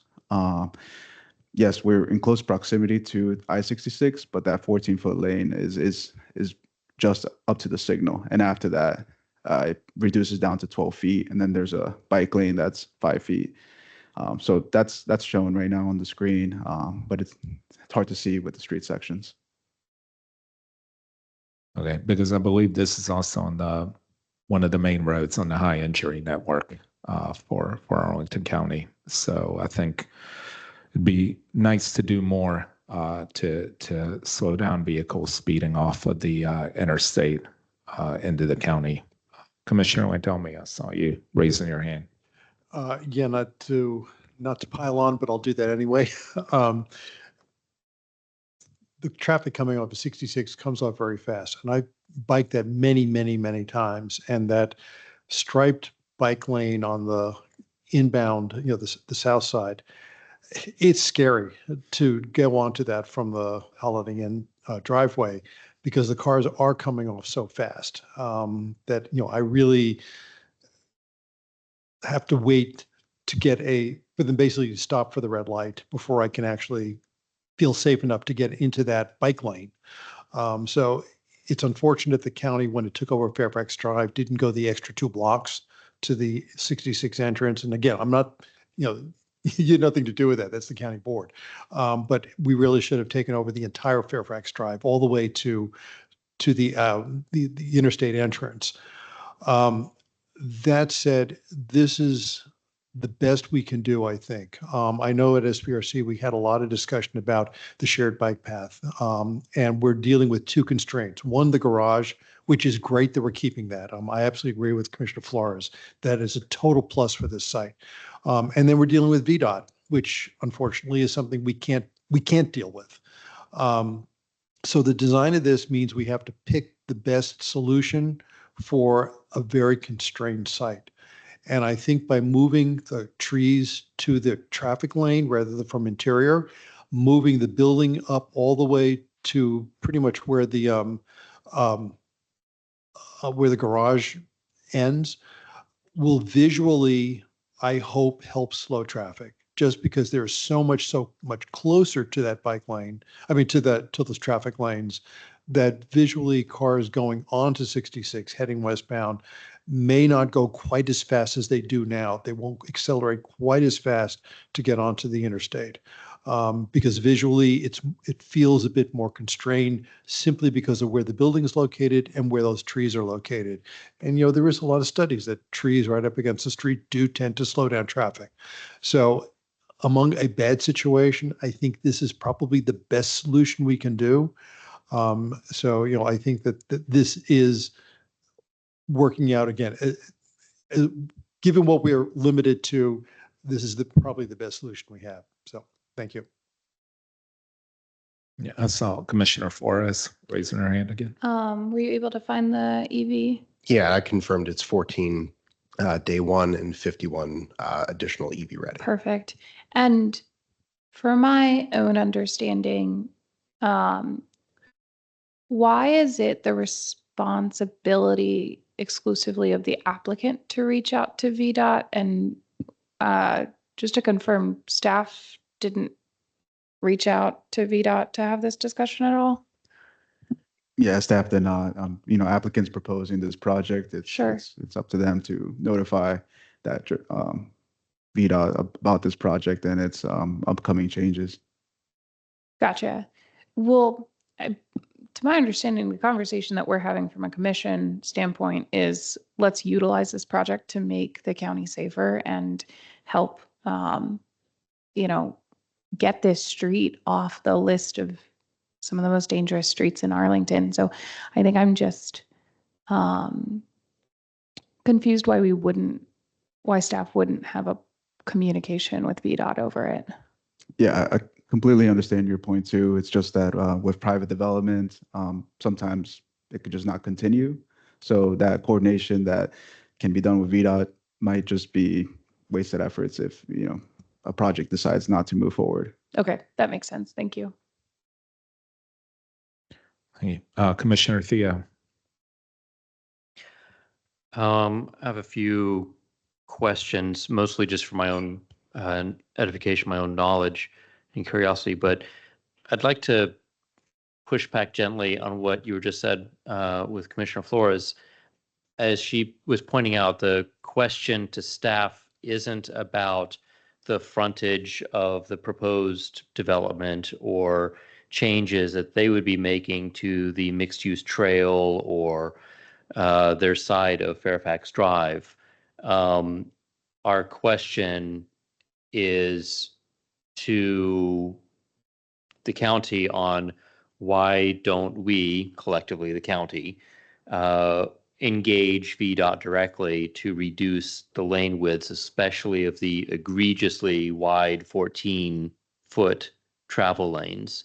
I don't see how that could be placed on the applicant at all.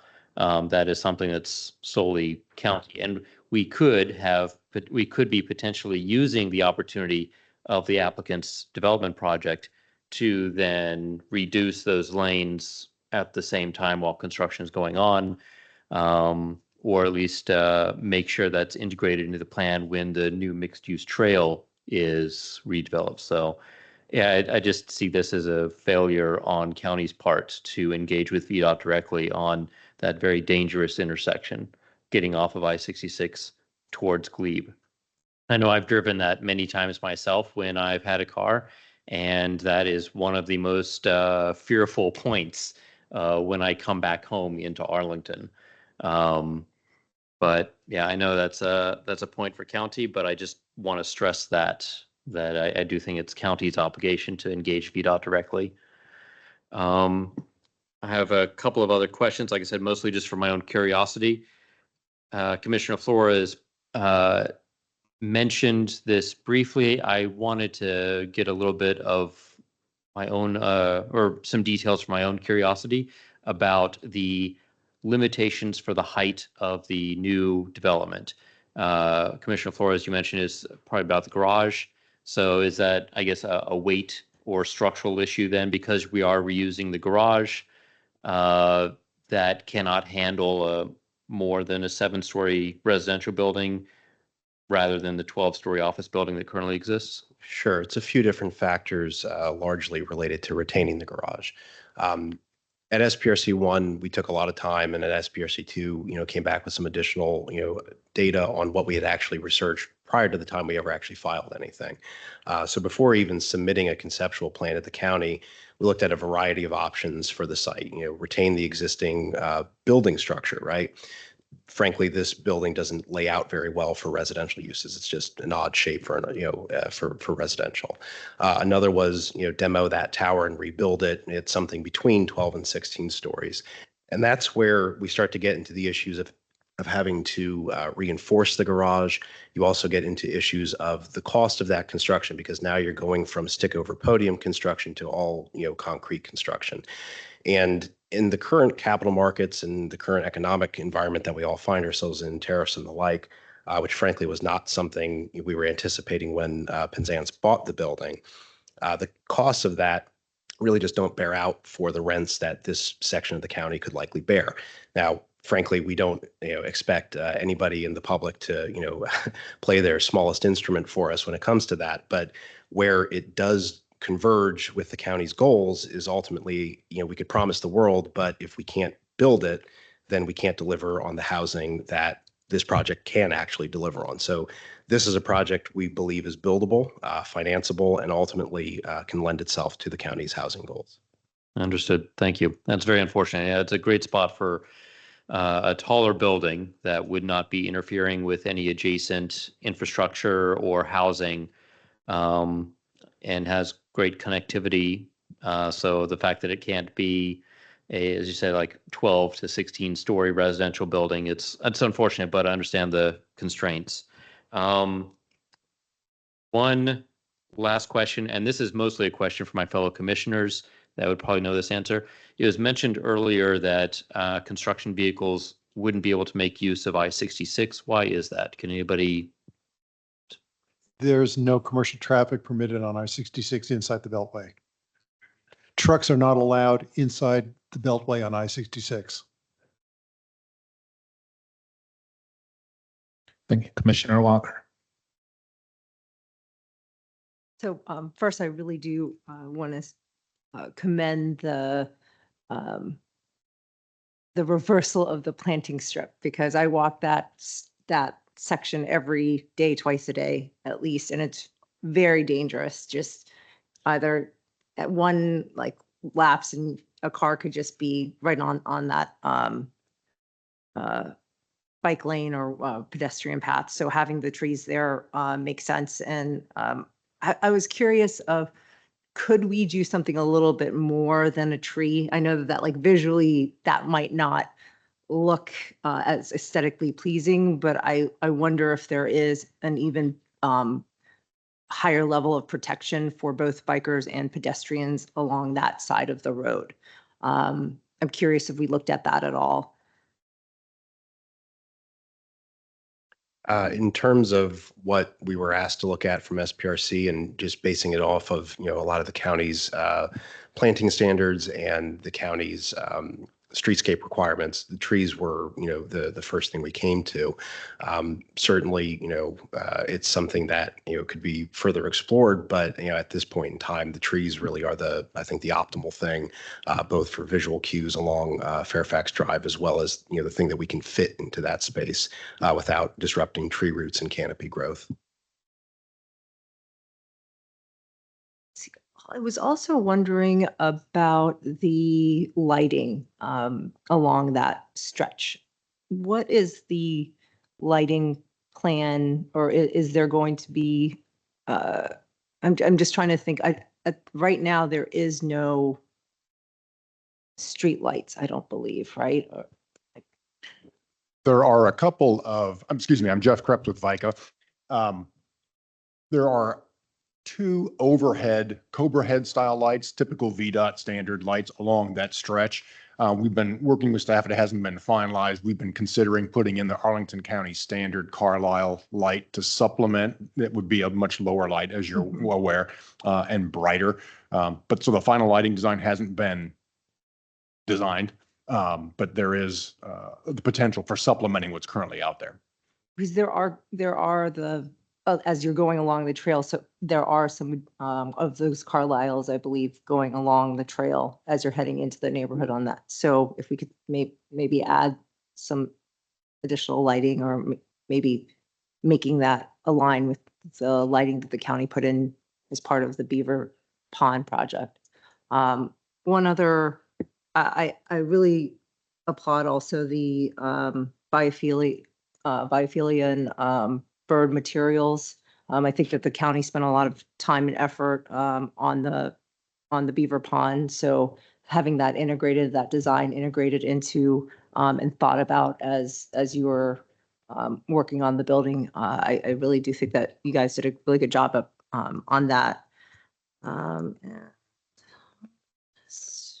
Signalization. You mentioned optimizing of the signal at that intersection. Could you speak a little bit to what that will look like? And also, if I recall correctly, you can also do a cut through from Washington Boulevard on the back side of, I think, the Avalon, or I can't remember the name of the apartment building, but kind of cut through and cut over onto Fairfax. So curious if that is still kind of part of the plan. Chris Turnbull with Wells and Associates. On the signal, we're moving the controller cabinet because of the positioning of the trail. The signal is actually being modified along with the Holiday Inn project for that side of the project. So most of the improvements for pedestrian push buttons, curb ramps, and so on are being done as part of that project. We are making curb ramps wider to accommodate the bike crossing and the ped crossings. As far as the cut through, not that I'm aware of, there's not a road connection that can be traversed other than Glebe that would go down from Washington Boulevard. Is anybody else familiar with that? Yeah, I think it's a service road going from in between the Beaver Pond, the Avalon, and you can connect to what would be your service road. Yeah. And then it's all service roads. It's not part of the street grid, but you're able to move with the vehicle through that. So with that, like in the drawings, it looks like that would be closed off. That would. Is it, or would that connection remain? Sorry, which connection are we speaking about specifically? We're talking about I'm looking at the Google Earth map right now. And so this would be the western side of the project. You mean Ava Ballston. Got it. Going north. No, there's no proposed changes to any of the access points along the service drive. So the service drive is a private street, but it currently has a public access easement on top of it. Okay. So you can see in that image right there where the property line effectively splits the private street. Anything on the north side of that is outside of our property lines. We don't have the ability to touch that or change it. So that's on somebody else's property. Yeah. Okay. All right. So, I mean, yeah, even though that those aren't formal streets, I think we would still like for that access to remain in accordance with the MTP's focus on increasing block porosity and the street grid. Yeah, we have no plans to change All that. right, great. Commissioner Lane, tell me. I do have a question about the easement vacation. On the 6-page write-up, there's nothing, there's no visual depiction of what the actual easement is, what that sliver looks like, where it exists. It just says Wakefield Street. And I'm not able to figure out what are we vacating here. So I'd appreciate when you do send these, the write-ups around, that included in the figures is a actual depiction of what specifically is being vacated. Thanks. We will make sure in the future to have those in the write-ups. But if you look at the screen currently, the entire easement area is actually the dashed area that's proposed to be vacated, and it actually goes all the way to the eastern boundary of the property. So most of the existing public street utilities easement will be dedicated in fee simple to the county. And it's just the portion, that 4,112 square foot strip along the west side that will be vacated. And most of it will be subject to the reservation of a sidewalk easement. Okay, so wait, so it'll end up being absorbed by the new project as part of the project and no longer be a sidewalk? Is that what I'm sort of not getting what is changing. So currently, basically everywhere from the dashed line that you see for South Wakefield Street all the way to the eastern property line, that's all a public street and utilities easement. So most of that will be dedicated in fee simple to the county. It will continue to be the right of way for North Wakefield Street, but the county will own it in fee instead of an easement. And it's just this strip that is on the west side of the road that is effectively converting from a public street utilities easement to a public sidewalk easement. To a public sidewalk. Yes. Okay, fine. Thank you. That's what wasn't coming through in the write-up. So, okay, thank you. Okay. Anyone else? Commissioner Mendelson. Thank you for the presentation. Most of this seems very well thought out, and all the constraints have been very well explained to us, which is much appreciated. I really support switching the street trees and the shared use path to protect cyclists and pedestrians and visually narrow the road. It'll be a huge improvement for anyone going through that corridor. But I also do want to side with Commissioners Muradovic and Theo's comments about taking full advantage of the opportunity to work with VDOT and potentially narrow that southernmost lane on Fairfax Drive from its current 14.3 feet, which is way too wide for the speed limit of 25 miles per hour that's currently targeted there. And currently today, I will see drivers going double that speed limit shooting right off the highway, which is a huge safety issue to anyone trying to cross at the intersection at Wakefield Street, and for all the all those new residents who will simply be doing stuff like that as well to access the trails. Last question I do have is, what are the expected construction impacts for the shared use path on Fairfax Drive? In terms of, because I assume there will have to be some time where it does get shut down to work on that side of the building, just because of how close it is, which is understandable. But I wanted to ask what kind of accommodations we're planning for pedestrians and cyclists, because crossing I-66 is very difficult, and removing pedestrian and cyclists access to that bridge entirely would be a pretty significant impact to have to deal with, considering that the other crossings are usually narrow sidewalks on wide bridges filled with fast car traffic, such as like Washington and Glebe.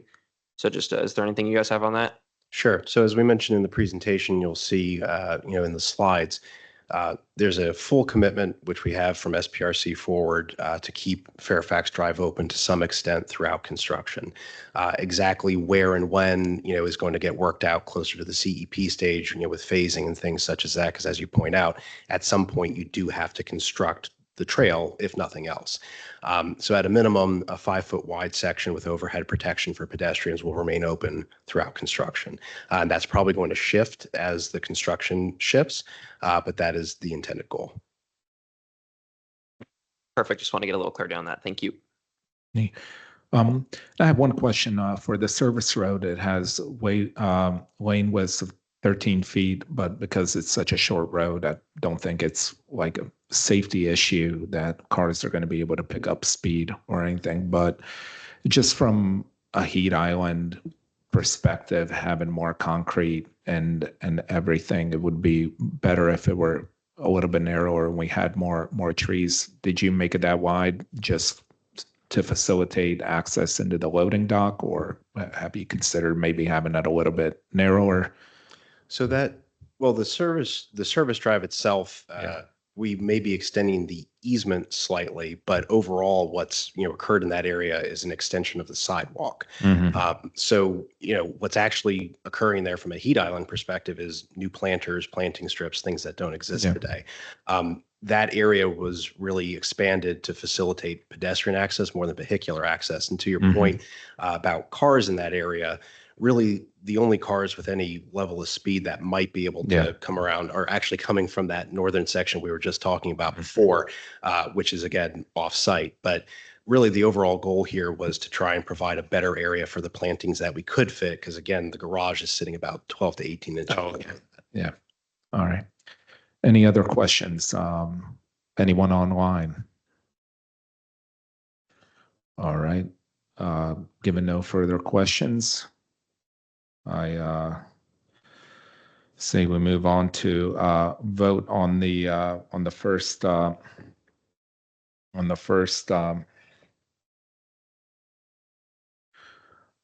recommendation. And I'll read it out. To adopt the attached ordinance for SPLA 24-00036, parentheses site plan 187, to approve the subject site plan amendment to permit construction of up to 328 dwelling units with modifications of zoning standards for additional density exclusions, residential parking ratio, maximum compact parking percentage, minimum drive aisle widths, coverage, and placement standards, and all other modifications necessary to achieve the proposed development located at 4601 Fairfax Drive, parentheses RPC number 14-013-022.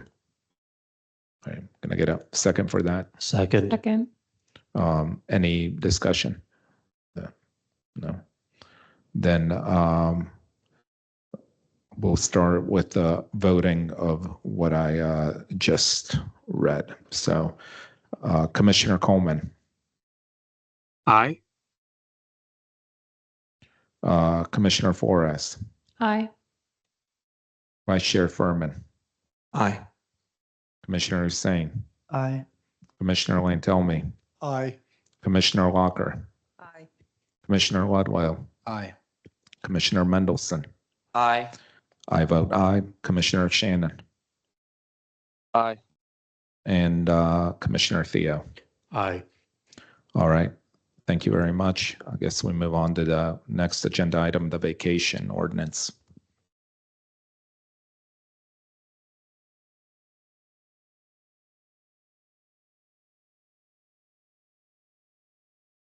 Are we gonna have a presentation? Or are we just voting on that right now? That's just a vote, yeah. Just a vote. Okay. So I move,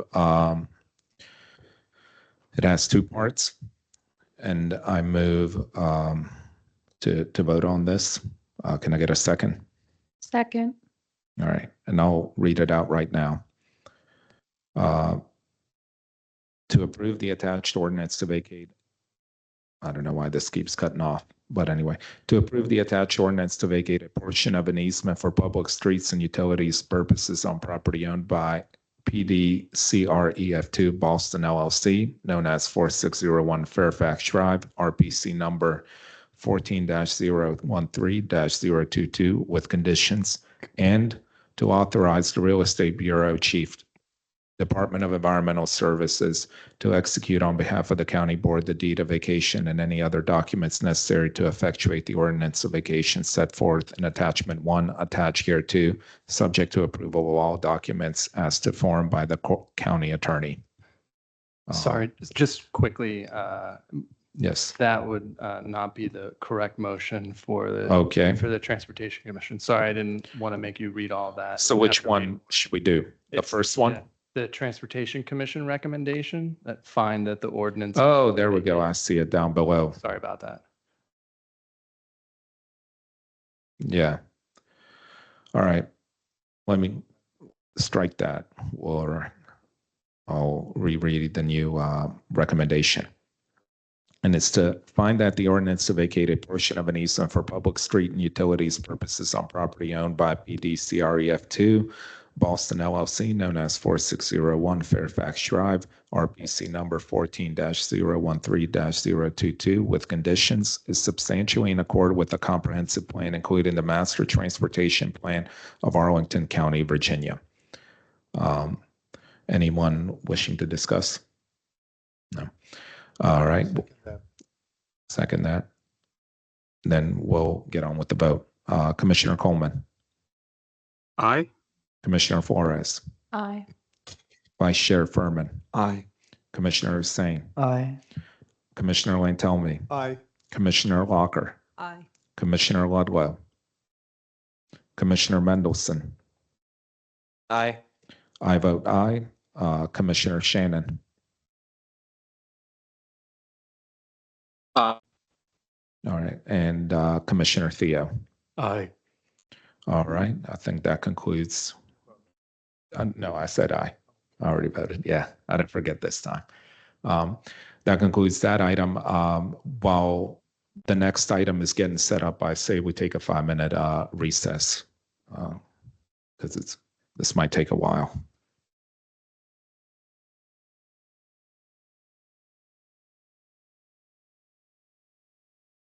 So we will reconvene at 9:04.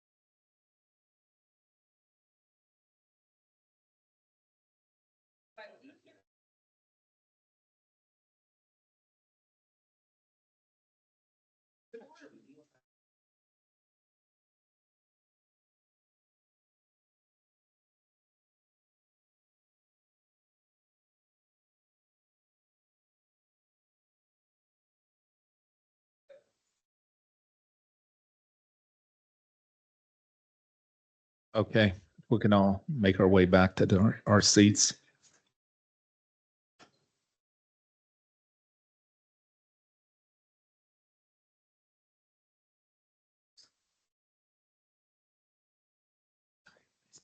Yeah, sure. Sorry.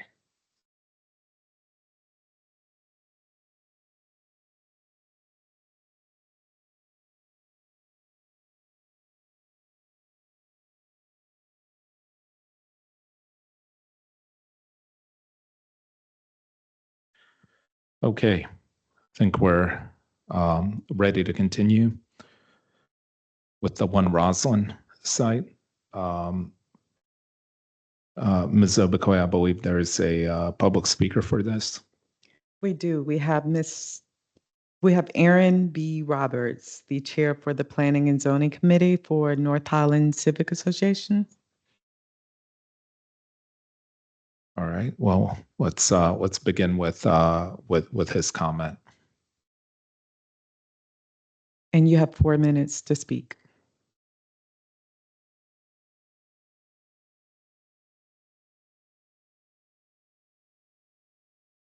Okay. Okay. Looks like he's unmuted now. No, still muted. He muted himself.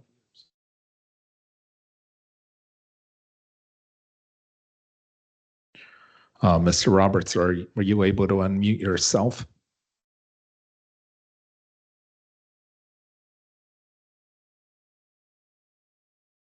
I am sorry. Just There a we go. second. Okay. All right. If we can get the clock going now.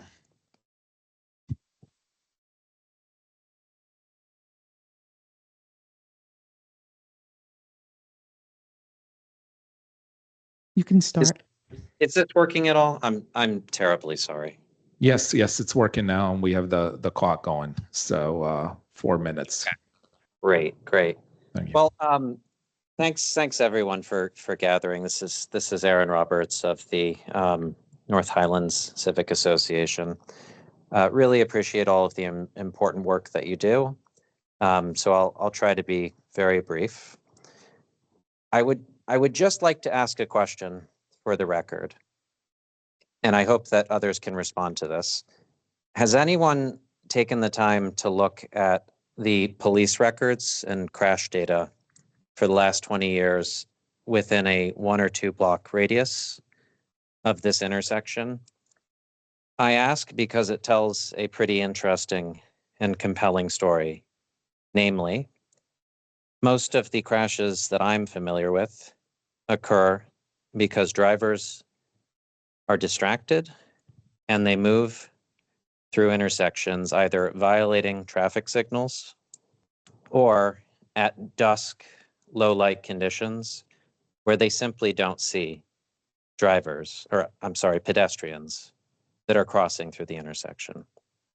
This describes the recent hospitalization that occurred during a Vision Zero study at this intersection. This describes a mother of a small child who had a part of her body removed from her body because of distracted driving. We are on the precipice of doing something irreversible and removing an amenity that involves conflict-free crossing for thousands of residents, scheduled to increase by roughly 5,500 on the north and the south perimeter. So I ask again, has anyone looked at the last 20 years of crash data available from Arlington County Police Department? Second, I really, really, really hope that in this discussion we give a lot of attention to at-grade crossing as well, because that's equally important. I would invite this august group that's assembled here to consider bolder measures, and I'll describe 3 or 4 of those such bolder measures. First, let's introduce a pedestrian scramble. Second, let's narrow the lanes a little bit more aggressively. The plans that I've seen include 11 feet. I don't know if they've been updated, but let's consider 10 feet or less. And then finally, we see red light cameras everywhere in the county. Why don't we install a red light camera here? The general theme that I'd like to convey is at-grade crossing improvements are very important. Let's just do something bolder and better. I'm sure I have more time, but everyone's very busy, so I'll just leave it at that. Thank you again for investing in our community, and I yield the floor. Thank you, Mr. Roberts. And I guess now we can begin with the applicant's presentation.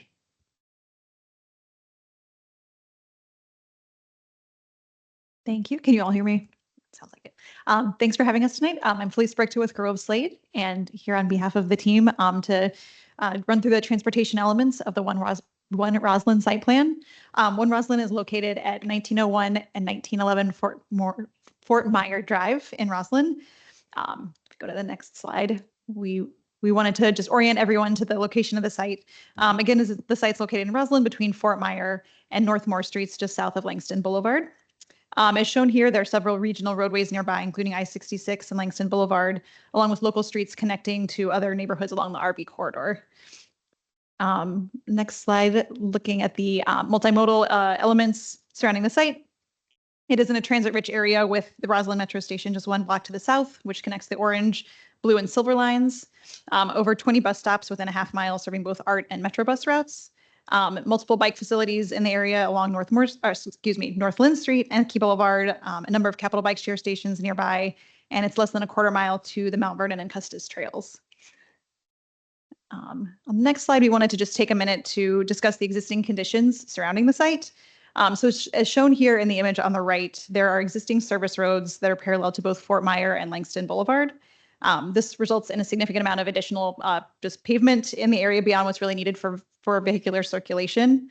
It also results in vehicle and pedestrian conflicts where pedestrians just have another kind of second street to cross to either access the site or the sidewalk. There are slip lanes to and from Langston Boulevard, allowing for higher speed vehicle turning movements and creating a confusing configuration for vehicles and for pedestrians. Similarly, at 19th Street, there's a slip lane that results in, again, additional pavement and additional crossing distance across the lanes where the vehicles coming from 19th Street have direct access onto that one-way service drive around the site. The photos on the left show the resulting conditions at each of the project corners. And flipping to the next slide, you can see this a little bit more clearly. On Langston Boulevard, this shows the wide travel lanes and pavement for the service drive and slip lanes and the narrow sidewalk along the existing building.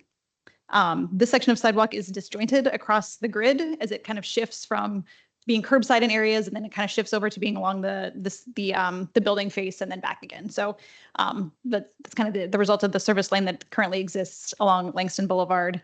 On Fort Myer, this shows, again, additional pavement for both a vehicular travel lanes as well as 2 different sections of on-street parking, resulting, again, in just a lot of pavement along the service drive in this area. On 19th Street, again, you can see here the slip lane that exists kind of just behind the white truck there, with, again, wide lanes and then narrow sidewalks with pinch points in certain areas. And again, just kind of disjointed sidewalks as you're kind of jumping between curbside and then along the building frontage. And then a similar configuration at Northmore, where, again, there's wide vehicular pavement and then narrow sidewalks around the site. Currently, the sidewalks around the site are average around 5 to 6 feet in width. And as part of this project, they'll be increased to about 18 to 22 feet in width, including street trees. So now switching gears to the proposed project. The image on the right shows the rendering of the 3 towers. This does replace 2 existing office buildings and a parking garage, as well as the service drives that we just discussed. The site includes about 845 multifamily units across the 3 towers, a little bit under 15,000 square feet of retail, a parking ratio of 0.65 spaces per unit, a total of 8 loading berths and 2 loading areas that we'll touch on a little bit later in the presentation, and then over 350 bike parking spaces across the site. And so on this slide, we kind of dive into some of the site details. So you can see here in the purple colors, that shows the retail on the corners of the site. So retail up at Langston and Fort Myer Drive, on the corner of Fort Myer and 19th Street, and then at 19th and Northmore. The residential lobbies are kind of shown in a light peach color and are highlighted in with the blue labels. So those occur at the corner of Langston Boulevard and Northmore for the Northeast Tower, at Fort Myer, just a little south of Langston Boulevard for the Northwest Tower, and along 19th Street for the South Tower. Parking access is located at a single consolidated garage entrance along Fort Myer Drive. So what this does is the single garage access is located opposite the porte cochere for the 1900 Fort Myer site across the street, which is the Holiday Inn site.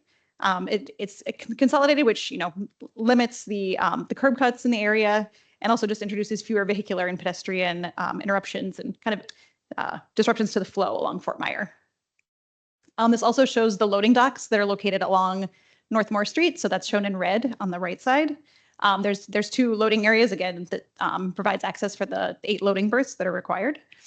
Let's see. And then finally, the bike facilities are shown in green here. So along Langston Boulevard, a bike facility connecting bike lanes that are already proposed to the east and the west of the site. Bike facilities along the west side of Fort Myer. Along both sides of 19th Street to the south of the site, and then just off of the image to the right, there are bike lanes along North Lynn Street as well. And so this slide starts to zoom in a little bit more on some of the multimodal improvements that are planned for the site. So each color represents a different kind of improvement. The pink shows access and circulation improvements. Orange is curbside management. The green shows bike facilities, and the blue shows streetscape improvements. And we'll cover those each in a little bit more detail on some of the next slides. For access and circulation, as noted earlier, the existing service roads are being removed, and the consolidated garage access point is located on Fort Myer Drive, which again minimizes curb cuts along Fort Myer. The proposed redevelopment also supports the county's planned conversion of Fort Myer Drive to a 2-way facility. For curbside management, on-street parking is located along Fort Myer Drive, and pickup and drop-off is proposed near the residential building lobby entrances on Northmore, 19th, and Fort Myer Drive. And then this slide shows a high-level overview of bike facilities proposed as part of the site plan. And then we zoom in a little bit more on the next slide, which actually shows in a bit more detail. So here you can see that the bike rooms are provided at the ground level for each of the residential towers. There are dedicated entries to the bike room from Fort Myer Drive, and these rooms contain a total of over 340 Class 1 bicycle parking spaces. In addition, there are 24 short-term or visitor spaces provided along the site perimeter along Fort Myer and Northmore. And again, the new bike facilities proposed around the site include protected bicycle lanes on 19th Street, both eastbound and westbound, and a cycle track is being provided on the west side of Fort Myer, which is as part of a project by others in the area. And then highlighting some of the streetscape improvements planned for the site. There will be improved curb ramps and crosswalks at each of the 4 corners of the site. And the next few slides kind of walk around the block street by street to look at more detail of the streetscape. So starting with Langston Boulevard, as discussed earlier, the 2 images at the top show existing conditions. The image at the bottom left shows the proposed streetscape with 10-foot clear sidewalks, a 7-foot tree pit, and as well you can see the future protected bike lane with protected buffer. And then the image on the right shows the streetscape in plan view between Fort Myer and Northmore. So again, this kind of highlights just the removal of the slip lanes that we discussed earlier and kind of that being converted over to just much more sidewalk and streetscape area along Langston Boulevard. On Fort Myer, the images on the top are a little bit hard to see, but you can see the existing conditions with the service drive and the 2 lanes of parking. The image on the bottom shows a proposed condition with a wider continuous sidewalk, streetscape elements, still providing opportunities for on-street parking and pickup drop-off along the Fort Myer Drive frontage. And then moving over to 19th Street, again, the two top images show the existing conditions. It's a little hard to see in the shadows, but you can make out the existing slip lane in the area that we discussed earlier. And then the images on the bottom right show the future streetscape. The image on the bottom left, excuse me, shows looking westbound along 19th Street at the intersection of Northmore. And then finally on Northmore Street, again, it's a shadow. It's a little bit hard to see again with the shadows, but again, you can make out just the narrow streetscape that currently exists, and you can see the continuous sidewalk and streetscape along Northmore with the proposed condition. And then finally, we wanted to just highlight the multimodal transportation assessment that was prepared for the site. The MMTA included 9 study area intersections and was reviewed with staff. And then the site will, of course, be subject to typical elements of the transportation management plan, which helps to promote and encourage non-single occupant vehicle travel to the site. And those elements are summarized here. And so thank you for your time tonight. That concludes the presentation, but we're happy to answer any questions that you have. Thank you. So we'll move on to the staff's presentation. Give me one moment, please. Thank you.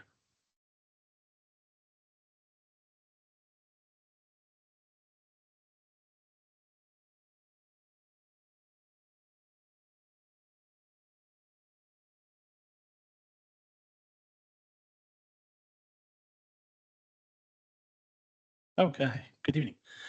Robert Gibson with Arlington County DES Transportation. I am joined by Dan Neighbors from our TE&O Bureau, and then also Max Ewert from Parks. Tonight, we've got 4 elements associated with the 1901 Fort Myer Drive project. The first is a rezoning. This will rezone a small portion of the site from I'll get into the details. The rezoning, the discontinuance of the previous PDSP for the site, a site plan amendment, and then 4 associated vacations of easements for public street and utilities purpose and right of way. The existing site you see here is ringed by the loop road, which the applicant discussed in their project. I think it's also important in this graphic on the right-hand side shows how this area is really evolving based on years of community engagement, development investment, county investments within this area. To the east of the site, the RCA project is under construction now and will be delivering in the next year or so. And to the west of the site, the Roslyn, I think it's Holiday Inn site, is about to open its doors to new guests. And so this is going to be sort of a missing link, filling in the development along eastbound Langston Boulevard. The images on the left-hand side show some context of the existing conditions. A little bit of history. These 2 buildings on the site were originally approved in 1963 and 1967. Subsequently, a new PDSP rezoning and site plan were approved in 2012 for this site. And that proposal will be completely redone with this application, and we'll go into the details of that. The key guidance that we're looking at in association with this project are the Roslyn Sector Plan, our parking guidance, the Roslyn Transportation Study from 2019, and then also the Gateway Park Master Plan, which our colleagues in DPR have recently completed. The zoning for the site, the GLUP for the site is High Office Apartment Hotel, and it's within the Roslyn Coordinated Redevelopment District. The zoning for the site is principally CO Roslyn, mixed use Roslyn District, with a small portion today zoned as S3A Special District. The project would rezone a small portion along Langston Boulevard to be consistent with that CO Roslyn mixed use Roslyn District. And the proposed zoning, once modified across the whole site, is consistent with the GLUP recommendations. Sorry, I have the Teams window blocking some of my view here in slide. The proposal for the project is to include 3 residential towers above a 5-story mixed-use podium. In total, 845 residential units are proposed. Approximately 957,000 square feet of residential are proposed, and an additional 14,500 square feet of retail is proposed. The project is proposing LEED Gold construction, and it has a number of zoning modifications, which are discussed in the staff report. The 3 towers on the site are proposed, including the 5-story podium, to going around the site. The northeast tower is proposed for 73 units, intended as a condo building, and that is 23 stories. The northwest tower is proposed at 311 units at 27 stories. And that's proposed currently as a rental unit. And then the south tower with 461 units is proposed at 29 stories. This effectively creates a taper from the Roslyn core down towards the Potomac River, consistent with the sector plan.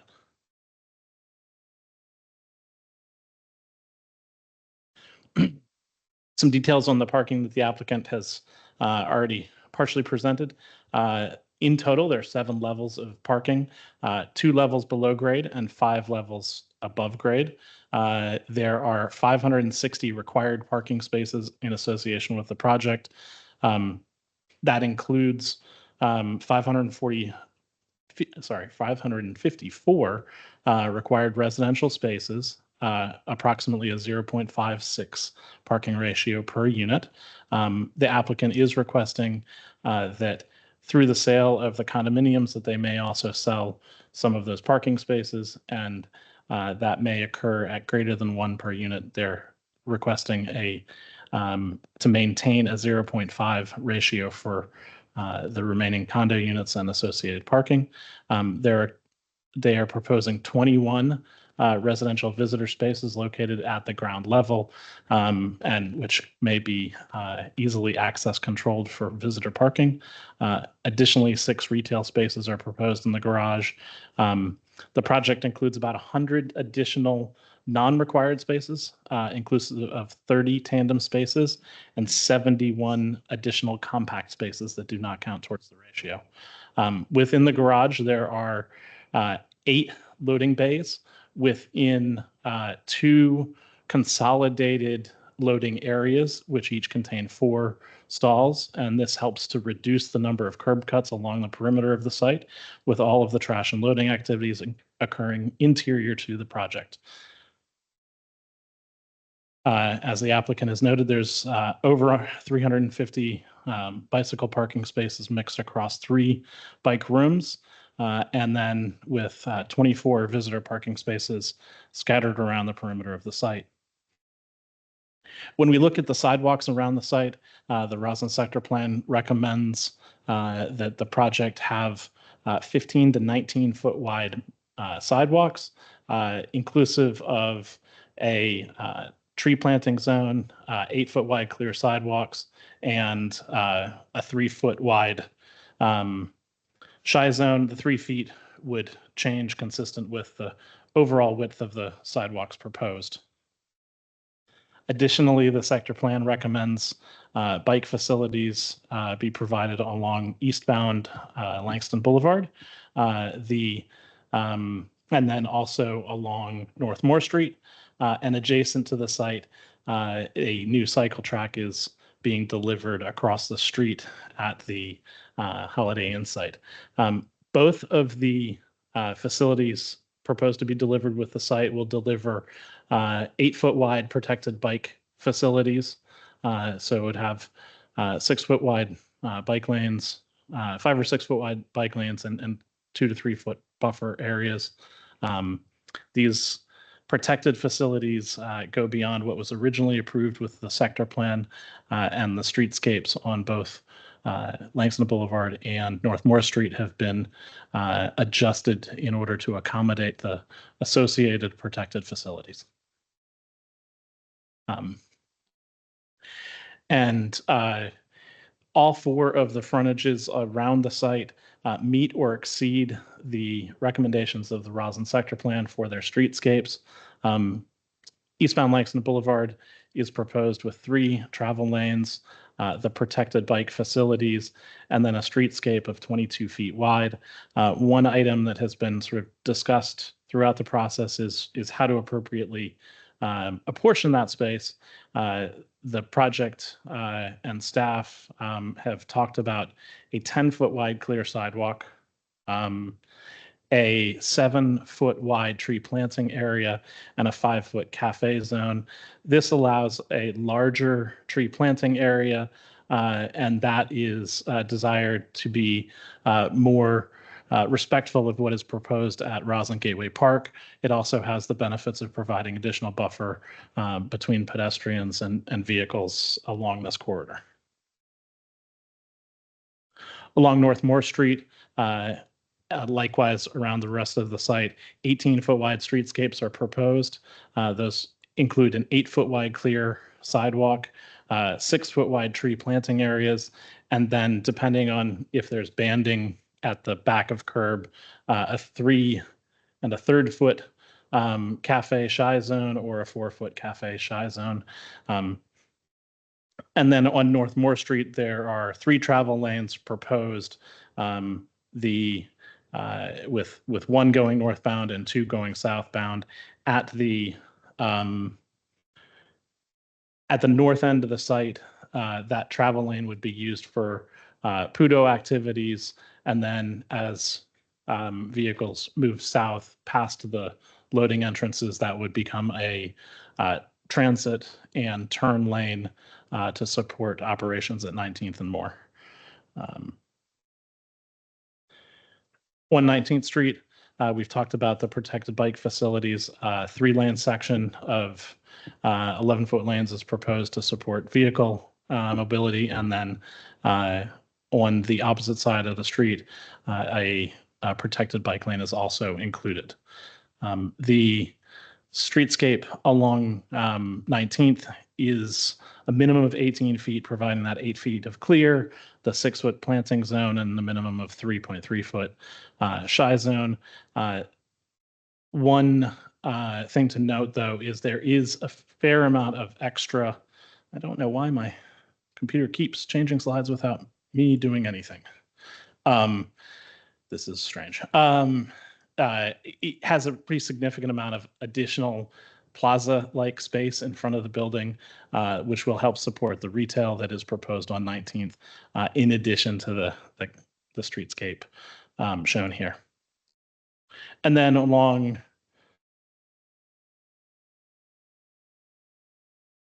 this should be Fort Myer, not North Moore Street. Along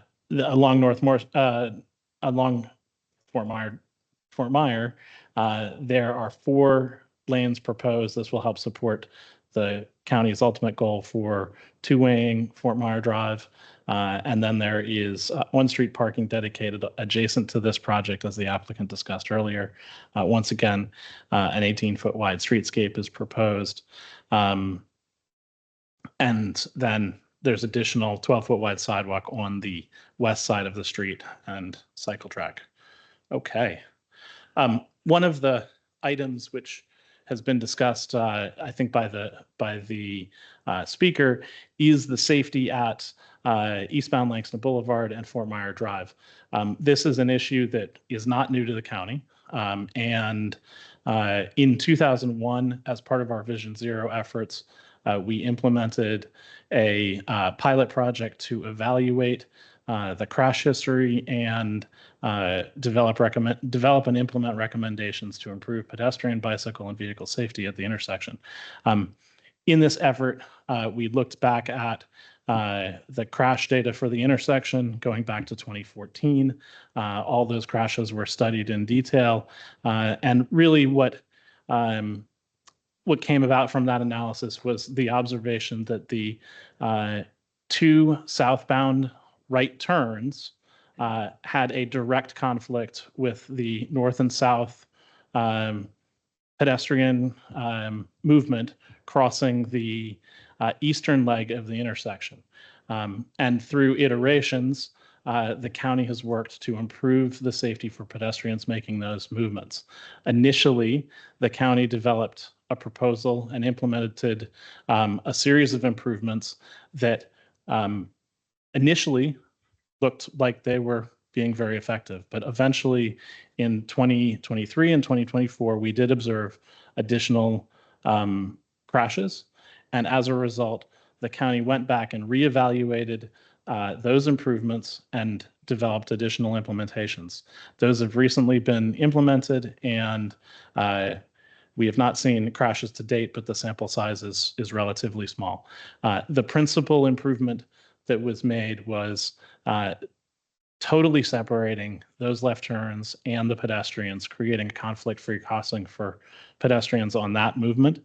And so as a result, when the pedestrians have their phase, the southbound left turn vehicles are stopped. And then conversely, when the southbound left turn vehicles have their phase, the pedestrians are stopped. This, once again, does provide that conflict-free crossing that is desired. It is not the only conflict-free crossing within the, I call it the Roslyn Circle area, within the general vicinity of the site. In fact, there are 13 existing, and with this one, a 14th crossing where pedestrians do not have a vehicle conflict. We have 27 of these types of crossings throughout the county, and over half of them are right here within a short vicinity of the site. But signal timing improvements are not the extent of what makes the safety improvements and the transforming vision for Langston Boulevard and Roslyn at this location. In addition to those signal improvements, DES is in the process of designing additional actual traffic signal improvements, so making the signals more visible and better supporting of ADA and pedestrian crossings. That includes both the signals and hard improvements to the corners. In addition to that, on the north side, we have the Roslyn Gateway Park plan, which is going to radically transform Roslyn Gateway Park on the north side of eastbound Langston Boulevard. And then we have a series of development projects on the south side, which are improving pedestrian facilities, changing the way that this segment of Langston Boulevard is activated, changing its entire feel, making it not the vehicle-oriented roadway that we may have known for a very long time, but much more of a multimodal facility, which does have a significant focus on pedestrian activity and activation. In addition to the private development investments, Arlington County continues to work with VDOT on safety efforts, which we'll talk about more on the next slide. And then we absolutely recognize and support the partnerships which we use to advance our pedestrian bike safety. So that starts with commissions like yourself and the committees that we work with. It includes the BID, civic associations, which was represented in part by the speaker before, and really it's all of this effort that helps to transform this area and other parts of Roslyn to be pedestrian focused in a way that the plan intends. And with that transformation, we are hoping that and working towards our Vision Zero goals for zero severe crashes and fatalities throughout the county and within this portion of Roslyn. Like I said, we continue to work with VDOT to evaluate safety. A number of intersections within this this area were identified as Vision Zero hotspots.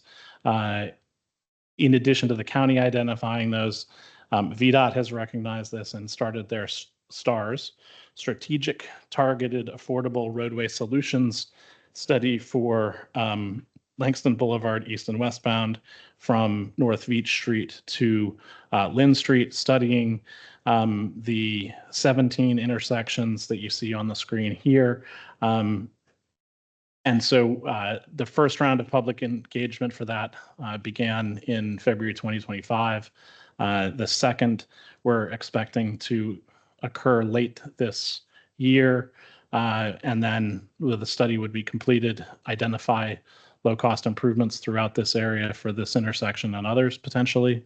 And then in addition to this, we're working with VDOT on operational and safety report studies for other intersections, capital projects, and then obviously ongoing signal safety and operations work throughout this area.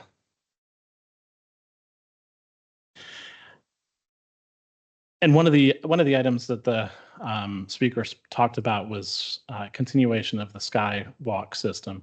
The skywalks or the ped bridges within Roslyn have been a focus of Roslyn's planning and development history for a very long time, going back to the 70s and going back to the 60s, excuse me. However, as we all know, they just were not working out for both the community, the development that we have, and as a result, through the extensive discussions with the Roslyn sector plan, the goals were to reposition the ground level environment to make those more friendly to pedestrians and ensure that our streets are inclusive of all users at grade. And so systematically, the sky bridges and skywalks have been programmed to come down. There are a number of sky bridges left, but there's originally with this project approved in 2012, it would have taken down 3 segments of sky bridges, but in association with adjacent redevelopment, 2 of them have already come down, and the only remaining segment is the one that crosses eastbound Langston Boulevard. With that segment, there's only one other segment of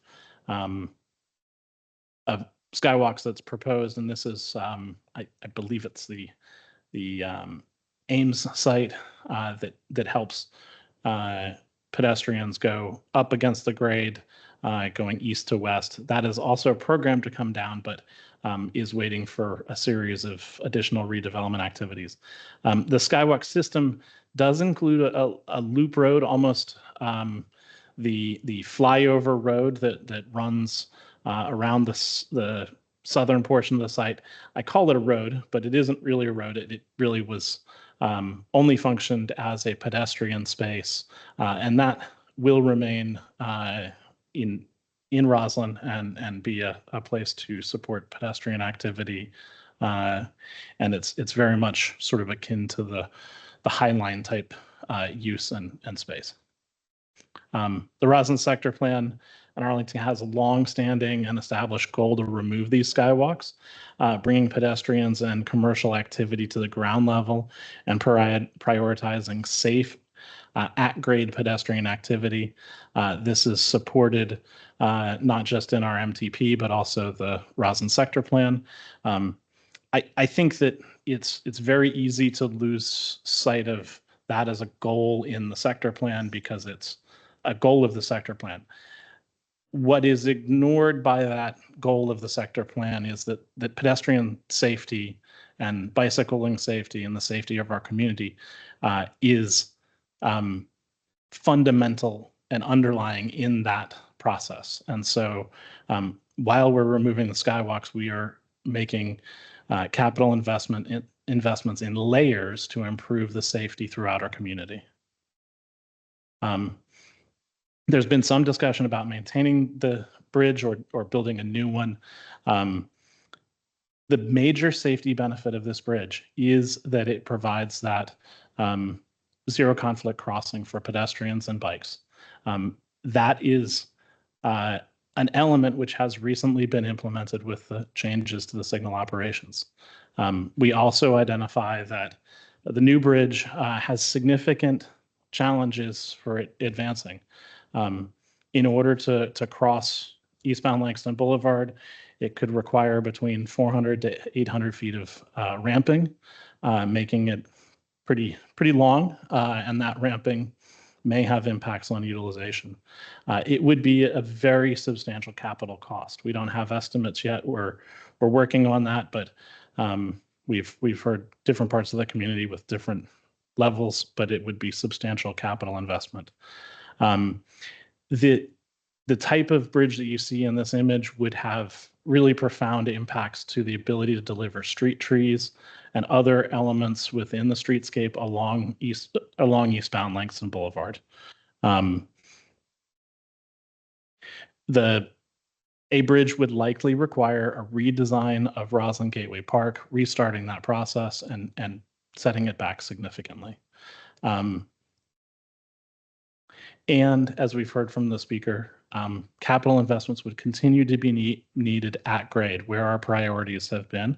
And so with that, the county recommends that we continue to support the sector plan goals, our investments in safety throughout the community, but do that in a way that does not have the capital expense of the bridge. We've gotten a little bit distracted from the overall project with that bridge discussion, but there are significant capital community benefits associated with the project beyond what we've talked about with frontage improvements. Roslyn does have specific community benefit guidelines. This project is proposing $7.5 million in AHIF housing contributions, along with did I say 750,000? I meant $7.5 million. And then $5 million in contributions towards transportation and Roslyn Gateway Park improvements within the area. $2 million of that would go towards Gateway Park, and $3 million would go towards transportation improvements broadly within the Roslyn area. One element that would help support is the two-waying of Fort Myer Drive, but there are other elements that it will help also. Additionally, we talked about the vacation. There's a vacations element. This diagram shows the full extent of the vacated area. This is all area associated with the loop roads today. The vacations will help support the goals and visions of the sector plan and the county's comprehensive plan. We are right here at our commission meetings. Today we have the Transportation Commission. I believe this goes to the July 9th date of the Planning Commission, and then it goes on to the County Board. We have not established if it goes to the regular hearing date or the recess date. Staff supports the proposed project, and we recommend that the Transportation Commission recommended the County Board to adopt the rezoning ordinance, discontinue the existing PDSP, adopt the attached site plan amendment ordinance, and then find that the ordinance to vacate the 4 separate elements is substantially in accordance with the comprehensive plan, including the master transportation plan. And with that, thank you very much. And we look forward to your discussion. Thank you. Commissioner Hussain, you were on the SBRC. Do you want to begin? Yeah, I think overall, I feel like this is a really good project. I think like applicant, staff, you guys have done an incredible job just kind of navigating this. I feel like what is pretty transformational. Like I think Roslyn as it stands is it always seemed like to me like a kind of a throughway kind of connection between the city and the county, like DC and the county, and it never felt like a true neighborhood. So I think like the push to have this kind of development here is, I feel like is really beneficial and I think a really good step. I did, of course, I think I do have some like remaining concerns about the streetscape, and the reason I say that is there's going to be such an influx of people that, you know, still having those wide travel lanes on Langston Boulevard, while of course that is of course a VDOT issue, I still get the sense that it's still pretty wide. And so I think that just having those extra street improvements, like the speaker talked about, like those, you know, red light cameras, the pedestrian scramble, I feel like is a pretty innovative and worthwhile and valuable strategy to consider, just because it's, I still think, yeah, so I feel like there's still some opportunity here to make some changes to the streetscape to really improve and enhance the level of pedestrian safety. So I would just, you know, I think we can talk about that more further. I did have a couple of like clarifying questions. I think, how many, so in terms of the parking spaces, how many of those are going to be EV spaces? I don't remember if I think we had that conversation during the SPRC, and I can't remember. It's 23. Okay, cool. And then I guess another clarifying question. So some of the diagrams show that there are like some of the travel lanes are 12-foot, like on Northmore, while some of them are still like the 11-foot. I'm just trying to figure out, and same thing with like the parking lanes. Some are 8-foot, some are 7-foot.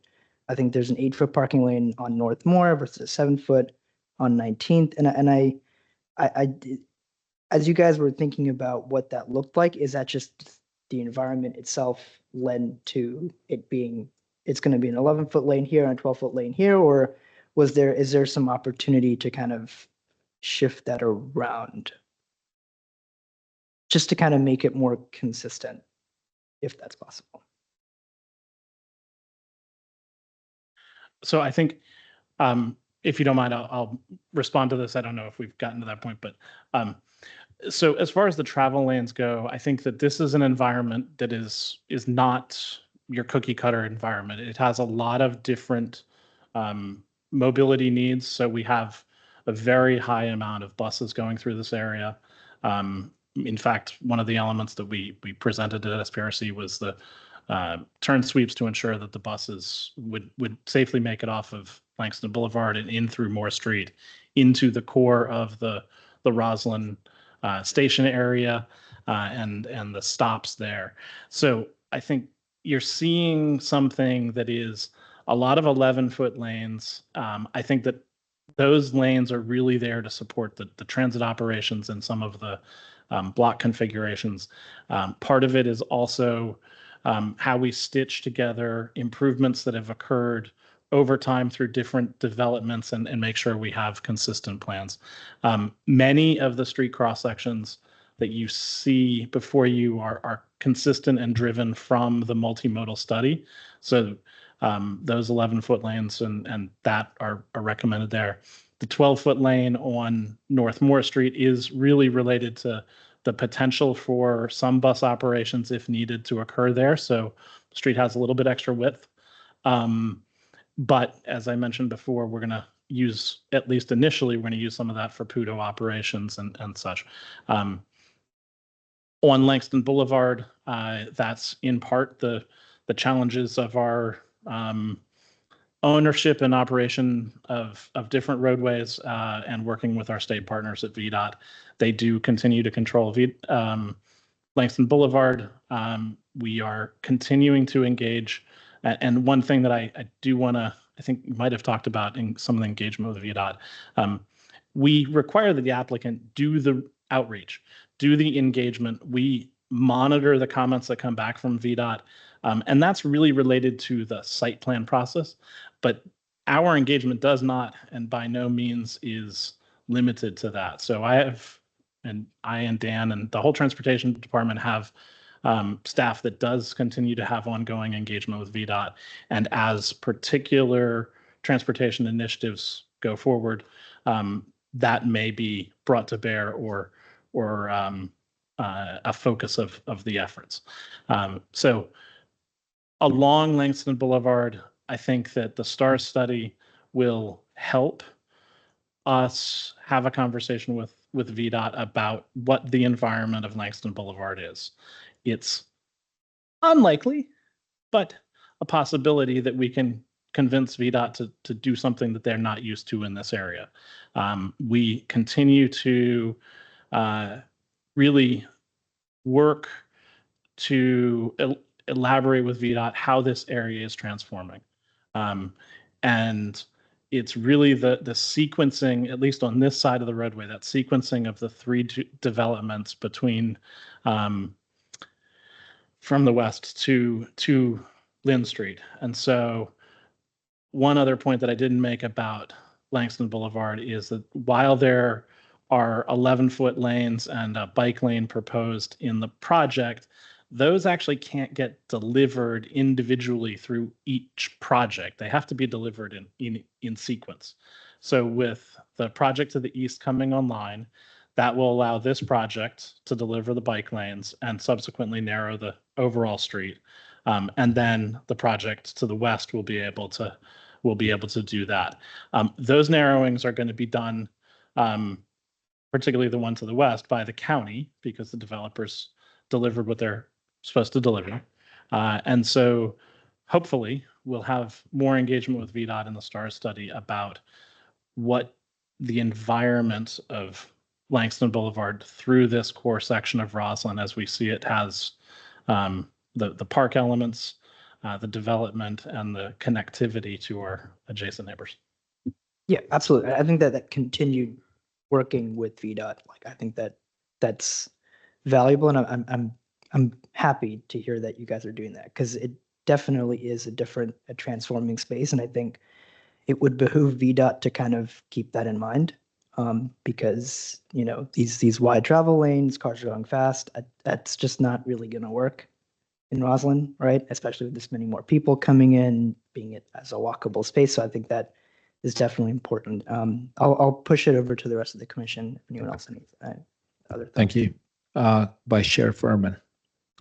Yeah, did want to ask, have we considered a scramble intersection at the crosswalk of Fort Myer Drive and eastbound Langston Boulevard? For that, I'm going to actually have my colleague Dan Neighbors speak to it. Sure. Good evening, Transportation Commissioners.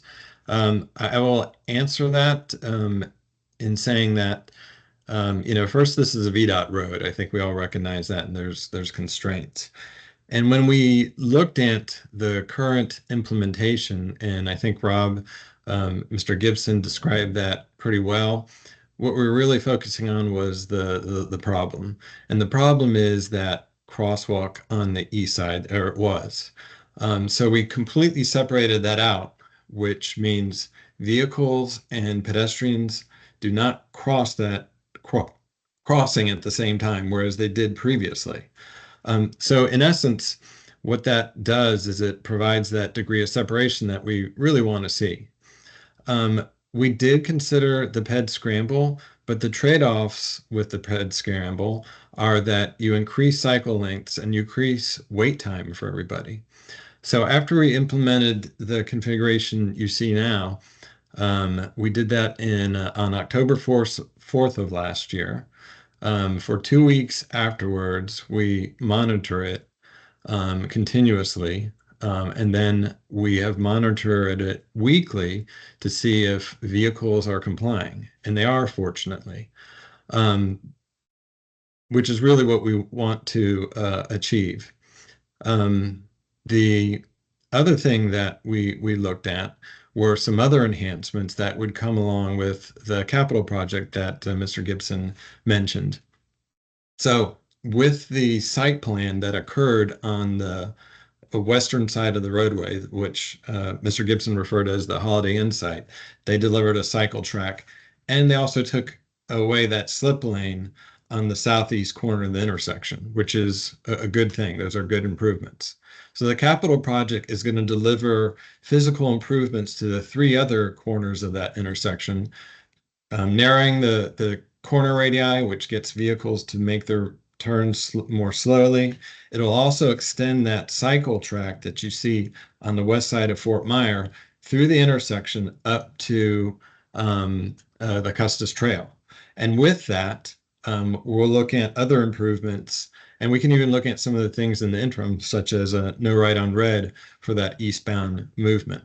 But again, the physical changes that will occur as well as the signal upgrade with that capital project will just further enhance what we have there. And again, that's not to say that, we can't continue to look for that in the future, doing a PED scramble, but the trade-offs could be significant. And again, that's something we have to work with VDOT. But again, the way that we address safety is a dynamic process. So we never say that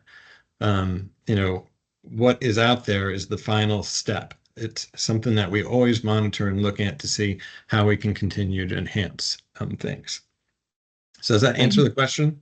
Yes, it does. Thank you so much for that explanation. I think that when hearing some of the concerns around the removal of the skywalk, we can help to alleviate some of that, because I think some of the annoyance with that was within the Gateway Park, removing the connection between the 2 sides of the park. That was the elevated portion there.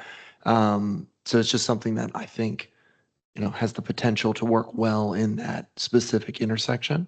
But I appreciate that we've already taken some steps in addressing concerns for safety here.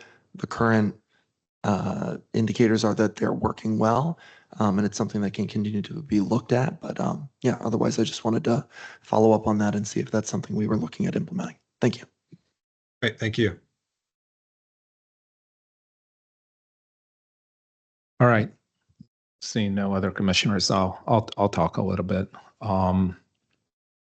I have a question. I looked at the map of the red light cameras, and there are a lot of them in that general vicinity, but it doesn't seem like that there's one on the eastbound Langston Boulevard intersection with Fort Myers Drive. Is that correct? That is correct. Have you considered putting one there? It is something that we, again, can consider in the future. We never shut the door on anything. The reason we don't have one there is, fortunately, since we made the change on October 4th of 2024, we haven't had a crash. Actually, since August of last year, there hasn't been a crash at the intersection. So when we have a tool such as the photo red or a red light running camera, we usually deploy them where we see that there's an observed issue where people are running red lights and things like that. So you mentioned that there are other ones around Gateway Park, and that's because there's documented data that shows that there were people that were violating. Again, I just want to fall back to the fact that we are actively monitoring that location. We haven't seen crashes there since August of last year, fortunately. But if that condition changes, obviously we will look at what is the appropriate tool to deploy to address issues. But again, that's just how we kind of decide and assign how we deploy all measures, but in this case, the photo red. Mm-hmm. Thank you. Commissioner Wayne, tell me. I do want to note that this is the second project for us tonight that VDOT is an issue. We also had this a few months ago with the project down in Green Valley that VDOT was an issue. Langston Boulevard Alliance has sent a letter to the county board advocating that Langston Boulevard be taken over by the county from VDOT, the way we've done with Fairfax Drive and with Columbia Pike. A number of the civic associations up and down Langston Boulevard have also sent letters to the same effect. This, I think, points out again why we would like to have the state roads in the county be taken over. We have so much development going on, and a lot of the development ends up being more difficult because of the inability to fully coordinate with VDOT and for VDOT to understand the imperatives that we have as an urbanizing county. I just want to make that point now in light of what we've been seeing tonight. Thank you. In terms of a pedestrian scramble, there is precedence with VDOT there's a proposed one on Route 1 and 18th Street South. So if a pedestrian scramble would be introduced here, which is something that I support, I understand it would cause longer wait times. But I think given the thousands of people that were expected to keep moving in here and the access to the park, you mentioned that the overall intent is to make it a lot less vehicle oriented. And there's only so much you can do when it's a primary arterial, 3 lanes going in one way. It's kind of a tall order. So I believe there's a need for much more dramatic interventions to kind of change this context. And so I feel quite strongly about making the lanes even narrower. I know you want to be able to have the bus operations, so you can keep the curb lanes at 11, but the middle travel lane 10 feet. I think there's been a lot of discussion, not here tonight on the Transportation Commission, but I know at SPRC about the bridge. I don't think that is the solution, and evidence of that was that it wasn't the solution when it existed. And so I don't think it would be going in the future, and it would impact a lot of the street improvements unless it was built through the building. Which I don't think is that reasonable. It would take up a lot of the curb space, so undermining the streetscape. But I think Mr. Roberts, who spoke earlier, has some legitimate points about this intersection specifically, and we're fortunate that there haven't been any accidents there since August 2024. But the context is going to be changing. We're going to be having more people coming through, and I know there's the improvements of bringing the building closer to the road line, which will create a stronger visual cue, slowing down drivers. But I think I would like to see more done here, because at the end of the day, it still looks like a highway, even with these interventions, which won't be a reality for a while until all of the whole segment is completed, all 3 buildings or all 3 blocks. Commissioner Latone. Yeah. Or go ahead, Mr. if you want to respond, sorry. Yeah, Chair Maradovic, I'll just add that, you make a lot of good points. I will say that I didn't mention with the capital project that's at that intersection, it will be narrowing the lanes on Fort Myer between eastbound and westbound Langston. So that's, again, a benefit, and those, those radii, the different radii, the sharper radii will also help. But thank you for your input. It's noted that we're always striving to achieve perfection if we can. Yeah. What I'd like to follow up with is also Langston Boulevard is a concern because there are no traffic lights between Veach and Roslyn.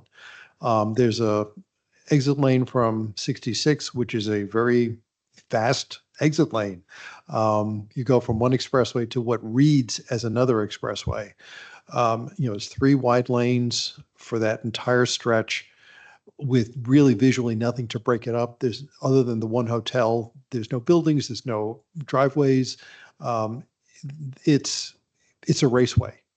In rush hour, morning rush, it's very slow, but all the other times traffic goes way faster than what the posted speed limit is.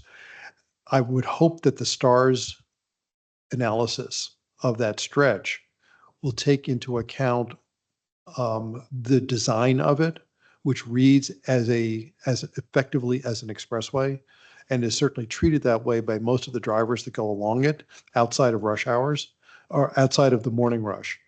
I'd like to see creative design solutions to help visually people just naturally start slowing down coming into Roslyn. You come from what's effectively an expressway into a very major urban dense environment. North Highlands does have a legitimate concern. There are people do walk to get to the subway regularly. A lot of people want to and need to cross that street all the time. I do not support the Skywalk. I think it being taken down is exactly the right move that we need. It is not the solution to the problem that we're seeing of the traffic going through those intersections. So by figuring out these additional designs, which you identified and are working on, is the way to go for this. And I believe there can be solutions. There should be solutions for it. A sky bridge is simply not a solution. It's not even that it's a bad solution. It simply isn't a solution. It would not solve the problem. We would still have potentially accidents down at that intersection. But I would hope that when you're really actively working with VDOT on the stars, so we can find ways to make Langston Boulevard not the raceway that it is right now. Thank you. Anyone else? Commissioner Theo.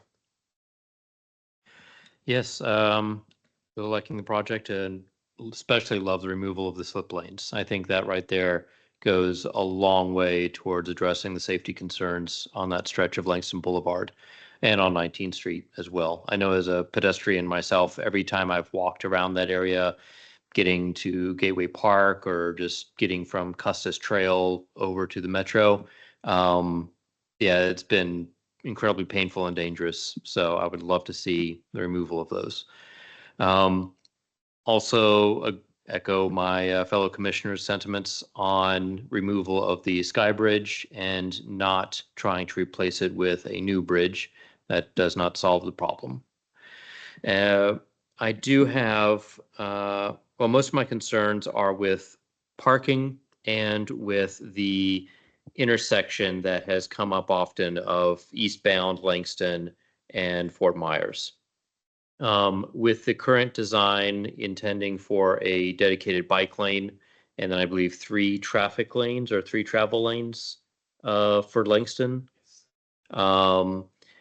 With the current design, and I know that's probably not a final or it could be modified, or is there an opportunity for a bump out for a crosswalk? I know that can conflict with the bike lane in some way, and maybe my fellow commissioners who are much more knowledgeable in actual cycling infrastructure design can point out if there's some way to design that particular intersection to where you can still have like that bump out, like a neck down for to reduce the width further that pedestrians would have to cross in the crosswalk across Langston Boulevard, while still maintaining the bike lane. If there isn't a design option for that, then I guess we are where we are. But anything, even if it's just removing an extra foot or 2 feet for pedestrians so they're more visible for vehicles that are coming down eastbound on Langston, or reducing the amount of distance that they have to travel across Langston Boulevard by even just 1 or 2 feet would, I think, go an even longer way towards improving safety. So that's a concern. And I guess a question of mine is about the parking. The current ratio of, I believe, 0.65 parking units to residential units, if that's correct, if I remember correctly, that still seems kind of high to me for this development that is in arguably Arlington County's most transit-connected neighborhood. If I know it was listed in the slides as the 554 residential parking spaces were required by the county. Is that so? I guess my question is then to the applicant: is that number of 554 parking units for the residential parking units? Is that because you had to reach the county's minimum requirements? If it was up to you without any parking minimums, would those numbers be lower? Thanks for your question, Commissioner Theo. No, it was not as a result of needing to hit a number from the county's perspective. It was a combination of market factors and the unique unit types here with the condominiums. Also believe it to be in conformance generally with other projects nearby. The Holiday Inn site was at a 0.7 and the RCA site at a 0.615. So similar to those ratios on nearby sites. Thank you. And one last parking related question. 2 parking levels below ground, 5 above ground. I assume that is cost requirements. I mean, it's just extremely expensive to build below ground levels. So why not do above ground whenever possible? Correct. And I would add to that, especially so in Roslyn, given the geology, the rock there, you'll see above grade parking a lot more frequently in Roslyn than in other parts of the county. Great. Thank you. One last question, sorry, and this would be, I guess, to staff. What would be the timeline potential overlap of development of this site with redevelopment of Gateway Park? Would there be any potential, with estimated timeframes, would there be any potential time period where both are under massive construction or major construction? I'm going to sort of phone a friend with our DPR staff online. But before we get into that, I think this whole exercise is an example of the development community comes to us and says, we want to do something. They definitely want to do that. They want to expedite that. However, it's now 2025. The initial approval for this happened in 2012. So part of this is addressing things that we know about, and then having the flexibility to modify and change. But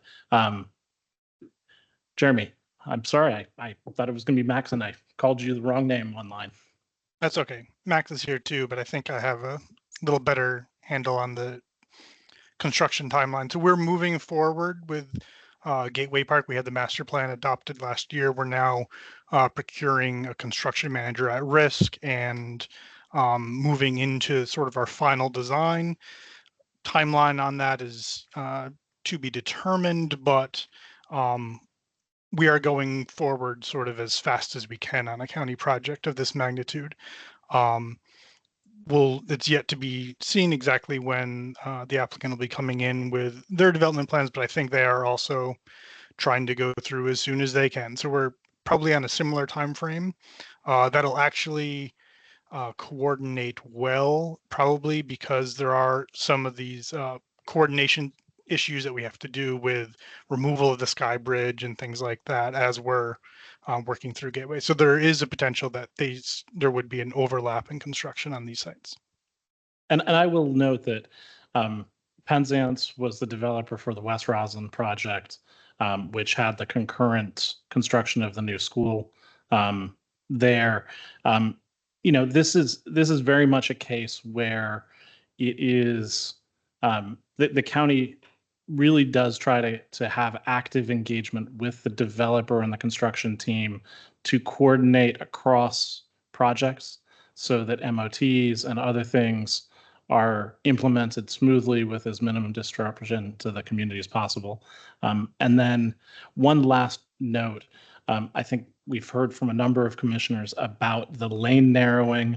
And so I do want to note that the project would not preclude any of that. In fact, it actually may support that in a very important way, in the sense that this project, along with the other ones, do include the bike lane, as you've mentioned, Commissioner Theo, and that would have a direct opportunity to implement narrowing by modifying those dimensions.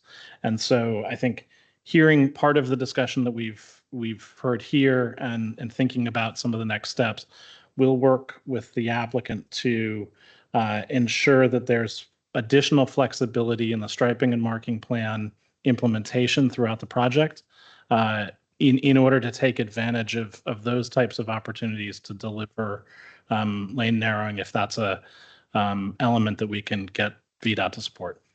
Yeah, I think that would be great, because currently in the current design, you have the 11-foot travel